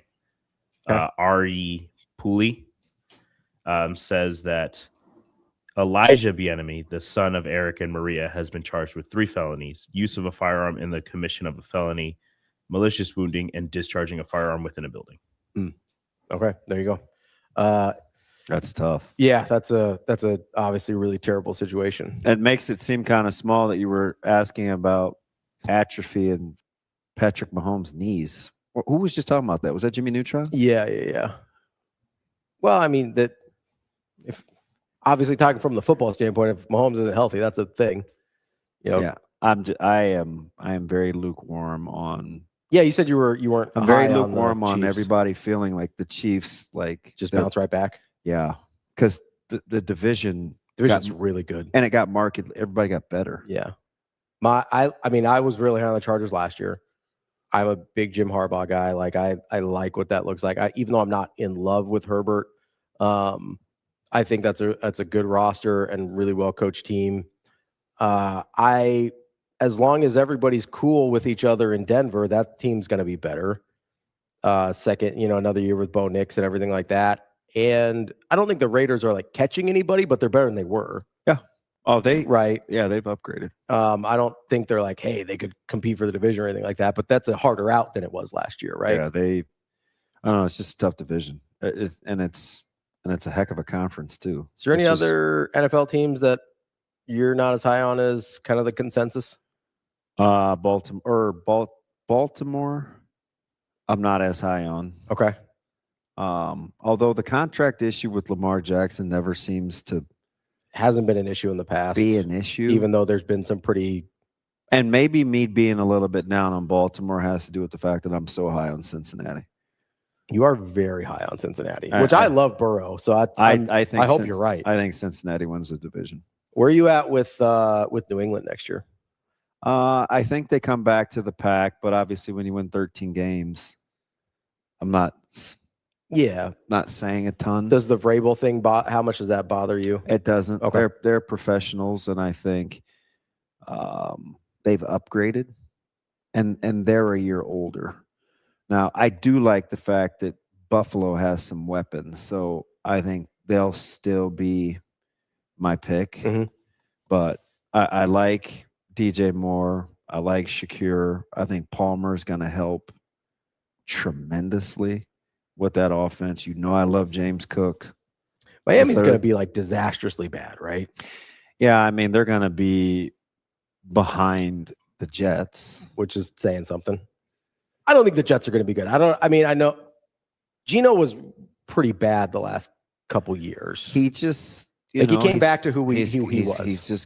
He's a spurt guy. Yeah.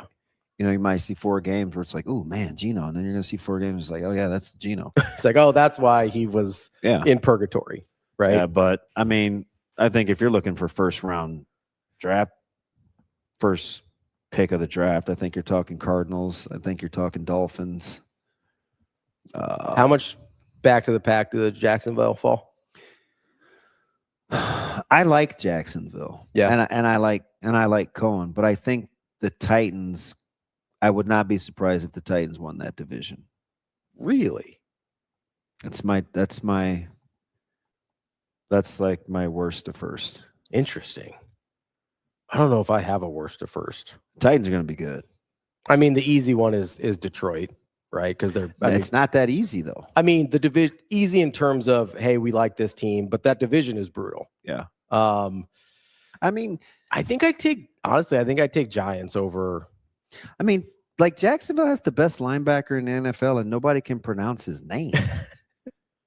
I mean, Olakun is a tackling machine. Yeah.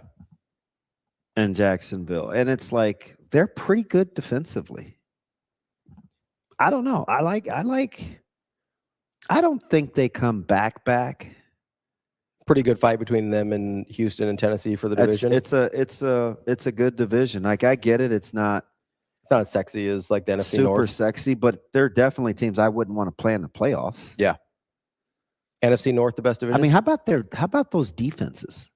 No, the defenses in that division are insane.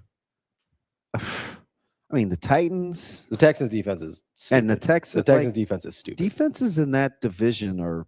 It looks that way for a reason. NFC North, the best division, top to bottom.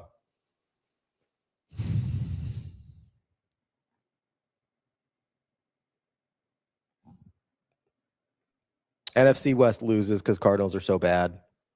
Maybe AFC North. I like the AFC North quite a bit. But I will. Depends on how you feel about the Steelers, probably, or the Browns. I mean, the Browns, I think, can still be pretty bad. If I liquid thoughts, I almost said the Giants, but I just don't trust Dart. I don't know. I don't know how you can say the AFC West is the best division. Channel 3, Sean, with the Raiders still in the division. Now the Raiders will be vastly improved, and the Chiefs got a lot of work to do. Like, we're making a ton of assumptions, but we haven't seen a good version of the Chiefs in 2 years. Mm-hmm. So I think it's AFC. I think it's AFC North or NFC North, and I think Cleveland being in the AFC North is a disqualifier for it. Yeah, I don't know how anybody's going to block the Giants front four, Daniel. I don't. I do think the Giants are our worst at first. And I also second what he said about Aaron Rodgers, except without the expletive. What did he say? I didn't see the one on Aaron Rodgers. EFF. So I'm hoping that's the way I'm hoping, Hot. I in that division, I am cheering my brains out for the Vikings because I honk for Kyler Murray. Well, and you're a big KOC guy. Oh yeah, and I agree with him. I get it. They have a few questions, but that roster is pretty talented. This is sort of the I think this is the defining. I worry about Green Bay's receivers. I get it. Watson got the big deal, but am I trusting that guy to play 17 games? Yeah. Well, I mean, 20 games, really? Let's just start with the regular season. Sure. Something always happens. Yeah. So this is sort of the defining moment in Kyler Murray's career, right? And for the people that are on different sides of the argument with him, like, everybody that likes Kyler Murray goes and says, well, look at what he's been dealing with in Arizona. Mm-hmm. Everybody that doesn't like Kyler Murray says, well, he's never been able to elevate that situation with multiple head coaches and whatever. And now it's all reports he hit the ground running. Now it's, hey, everybody likes your head coach. Yeah. Right? Everybody likes the tools around you. Everybody likes that roster. So now it's on you. If you can't figure it out here, you're just not that guy. Yeah, 100%. If you're a quarterback, you'll take that spot, right? Yeah. Just be like, hey, yeah, hand it to me on a silver platter. I'll take my chances here. It's a tough division. I just everybody kind of has some questions. And for as polarizing as Caleb Williams is, I've said for 2 years. No, he's pretty good. Even his rookie year, I was like, he's pretty good. Pretty good. And he keeps getting better. Yeah. If he ever learns to just play catch, look the heck out. We had this conversation like 3 years ago when he was at USC. Oh, I know. Where I was like, hey, yeah, is he gonna, when he was coming out of the draft, I go, is he gonna be able to stay just on schedule enough? If he can, then that becomes a whole other thing there. Yeah, Jeremy, Patriots may win 12, 11. I think them and Buffalo will be right in the same neighborhood. But I think Buffalo's, I don't know. I'm going to take Buffalo. Yeah, I think that's fair. Well, and New England gets the first place schedule this year too, so that'll hurt them a little bit. Although I wanted May bad. Remember those days? Oh, listen, I think most people in the league would take May at this point. That's DB. I'm Ravi. Lulla will be back tomorrow. More Hurrdat Sports Live. See you. Have a good day. Love you.